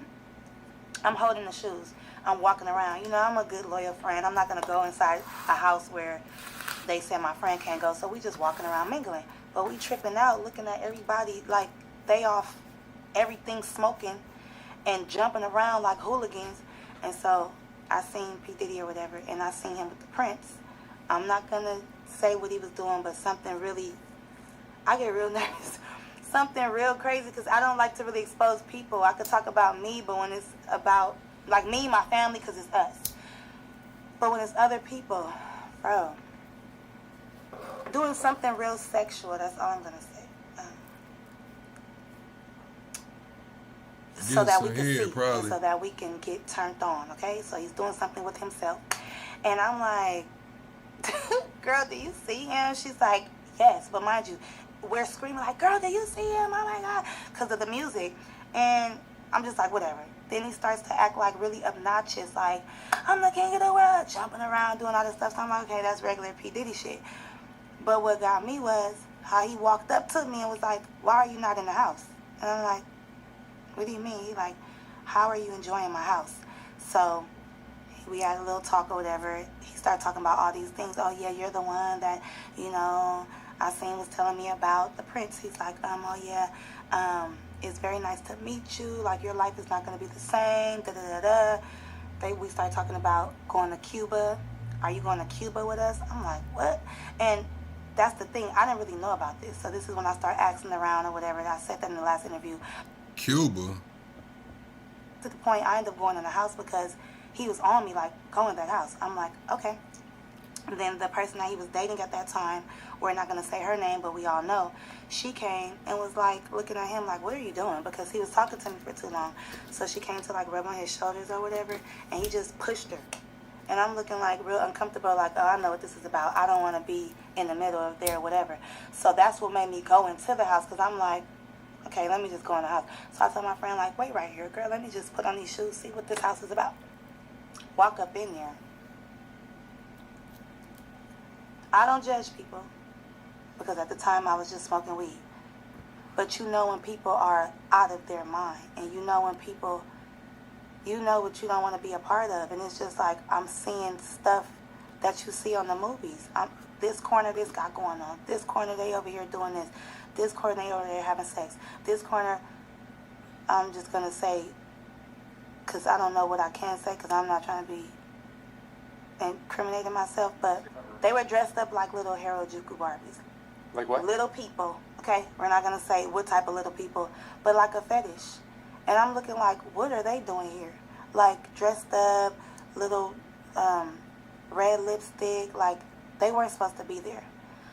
But I'm just looking like, maybe it's some type of production going on. But why would they be at this party at 7 o'clock in the morning with grown people? Like, why would they be here? So she dropped receipts of the party. She dropped receipts of being at this party. Okay, whatever, like... But then when I'm looking in this corner, this person laid out, and I'm looking like, what's going on? Then I'm seeing like Instagram models or whatever. I'm like, oh, hey. So I'm kind of getting distracted, feeling like kind of comfortable. Like, she's here? Oh, my God, she's here. And then I see P. Diddy, you know, walking through the house, like, with his eyes on me. Like, you know, like, is this, you know, you see, like, are you agreeing with this? And I don't. Now, mind you, I still got my friend out there. So I walked out of the house and I'm telling her, like, oh my God, bitch. Like, this is, oh my God, she like for real? But I'm just like, I'm not even tripping, like, oh well, like. Leo, where the fuck you see her at before? Where was you at? This nigga's weird. Like, you know, so I'm really looking at the situation like, I don't even want to be involved in this type of stuff, because once I see something, I can't get it out of my mind. And I'm like a hypochondriac, like I keep on having flashbacks about it. So, whatever. So, of course, I come out. And then here he goes again. And another rapper, well-known rapper, comes and starts feeling on me like, hey, you. See, she only know the rappers and the entertainers and shit. It's no telling who the fuck she was around. It's no telling who the fuck she was around and just didn't know who they was. So now it just seems like everybody is faded at this point. They're either drunk or on all the drugs, obviously, with this house music. So now I just feel like trapped in. Like, I don't like it. And I know the devil when I see it. Because you said Diddy was thirsty over her. You believe this shit? I mean, Diddy has some regular hoes out here. I'm just gonna be honest with y'all, man. We can't act like we haven't seen Diddy with an average bitch, man. Let's just start there. Y'all act like just because Diddy's a billionaire, you know what I'm saying, he just hitting the baddest of the baddest, which I'm pretty sure he can. But shit, Diddy probably fuck some regular hoes. I mean, we heard that we covered the case, man. Diddy was buying shit off Craigslist, Backpage, whatever the fuck was going on at the time. All kind of escorts walking around beating off and shit, man. What do you mean? Yes, I think Diddy was trying to fuck, man. Plus, he full of that shit, full of X and whatever else. Yeah, I think Diddy was gonna try to fuck, man. What are we talking about? By me being so spiritual and tapped in, I know when something is not right. I'm not judging, but I just don't want to be a part of it, because how am I going to get out of this shit? Like, I'm already here, and then I heard conversations or whatever, and then P. Diddy was like, that's the one that I want. I want. If you ask me, Cassie was all right. Fucking 50 baby mama was all right, man. The only bad shit Diddy really just had like that was Young Miami, and we heard what the fuck she had going on, so it's a little different. If you want to be real, that Young Miami might have been peak Diddy, bro. Young Miami might have been peak Diddy. On her. So now I feel like, you know, they plotting on me like, did you bring me here on purpose? Like, is this the, you know, producer you was talking about? And I came here specifically with the Prince to rub elbows with people, to network for the music week. But then I put two and two together like, the Prince has been saying your life is never going to be the same. You're going to be happy. Somebody's expecting you. And I just feel like that was the time that I was going to get sex trafficked or, you know, drugged or something like that. And then they kept trying to make me, like, I've been around celebrities before. If a rapper wants you or somebody wants you, they're not going to do it. They're going to send somebody else to do it. So if a waitress is coming or another girl or a pretty girl or a guy. All right, man, that's enough for her. I just wanted y'all to hear about her saying the little people and the slippers is how she got in there. Hold on. Even when it was a certain amount outside, but in the house was really crowded. You know what I'm saying? And you would think that, like, it was more people in the house. Did you walked around? Yeah, I walked around for about 5 minutes. I seen what I need to see. And I was like, no, ma'am. Yeah, user. No, sir. Because it was like selling your soul at that house. And if you like that, it's nothing to you. But if you're not like that, you're going to feel uncomfortable. And then it's like, at first I used to think P. Diddy was like, so he always talk about team love and all of this stuff. Like he's all about, no, he all about sex, himself. And I know sex because I've dealt with men, Mark. So I know when somebody is trying to lead you on to stuff and sitting back acting like he just this macho man. And he is a charmer though. That's one thing. Like he will charm the fuck out of you. But and it was a lot going on. It was real loud. So I don't know. It just tripped me out. And I was like, is he gay? You know, like, and nothing against gays. I couldn't put my finger. I was like, what is this dude into? But his house. All right, man, that's enough of that chat, man. I'm going to open up the phone lines in case anybody does want to call in. I'm going to open up the phone lines. We ain't opened up the phone lines in a while. So I'm going to open up the phone lines. If anybody does want to call in before we get up out of here, man, give your thoughts and opinions on any of this shit, man. Why would you ever dress like this? I think she was a streetwalker, nigga. I think she was a streetwalker, honestly. I think she was a streetwalker. I'm not sure, though.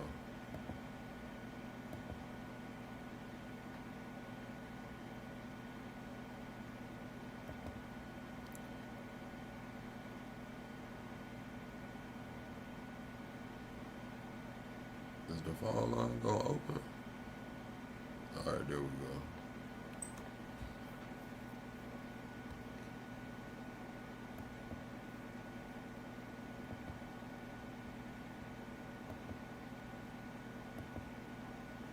Alright, chat, we got the phone lines open, man.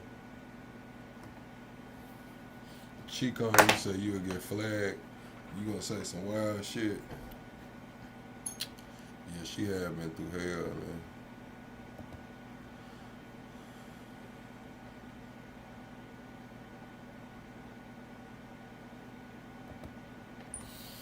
Man, this is crazy, chat. We had a good episode, though, man. We're going to come back on the nighttime show, and we're going to rock out, man. We're going to rock out. I feel rested, man. I feel like we'll have a good show, man. I do want to appreciate everybody for pulling up. Doesn't look like anybody's about to call me in right now, so I'm not going to hold y'all up, chat. I'm going to let y'all get on with y'all day, man, and I'll see y'all tonight by 9.